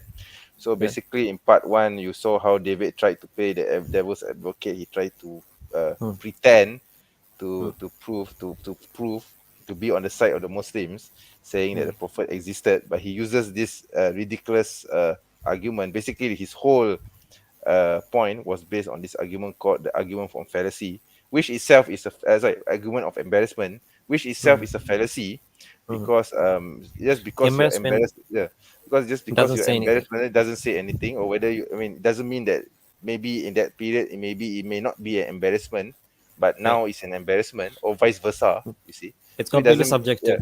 so it's subjective, and it doesn't make any sense. So, and he just uses that point, he just uses that excuse to attack Islam, and all of them are easily refutable, inshallah. Yeah. Also, we can use that criteria on Yes. anything. We can use it on Exactly. fictional characters like Spider-Man, like we talked about. Or Yep, exactly, like, exactly. So by his own argument, his own logic, that means Spider-Man must be real. Okay, so so it's ridiculous, right? And then now in part two, we saw how J. Smith tried to manipulate history, and he tried to he tried to say that Islam is a concocted Basically, his main problem religion. was using the fallacy of suppressed evidence Yes, exactly, and exactly. outright lying. Yep. And he tries to make up the Or idea omit that Islam evidence. is a concoction, right? That Islam only came about because of the Abbasids. But there's so many Cherry problems picks. with that. There's so many problems with that thesis, Cherry and picking also is like, hiding evidence, suppressing evidence. Exactly. And also, we have Muslims. We have the Chinese, the early Chinese in China having contact with the early Muslims. So there were actually connections between the first Khulafa, the first four caliphs, with China. Okay. So why didn't he look east and look at the evidence there? I mean, if Islam We is have the rock false, inscription from like south. He says there's nothing in the as well. south. We have That as well. archaeological Yes, of course. evidence of trains Archaeological going to evidence, Makkah. and We the have rock manuscript, inscription mentioning the death, murder of Uthman, the murder exactly. of Omar radiallahu anhu. And Yep. we have rock inscription that's pre-Islamic that talks about Najran, the battle that happened there. Again, it's in Nabatean Aramaic, which apparently didn't exist.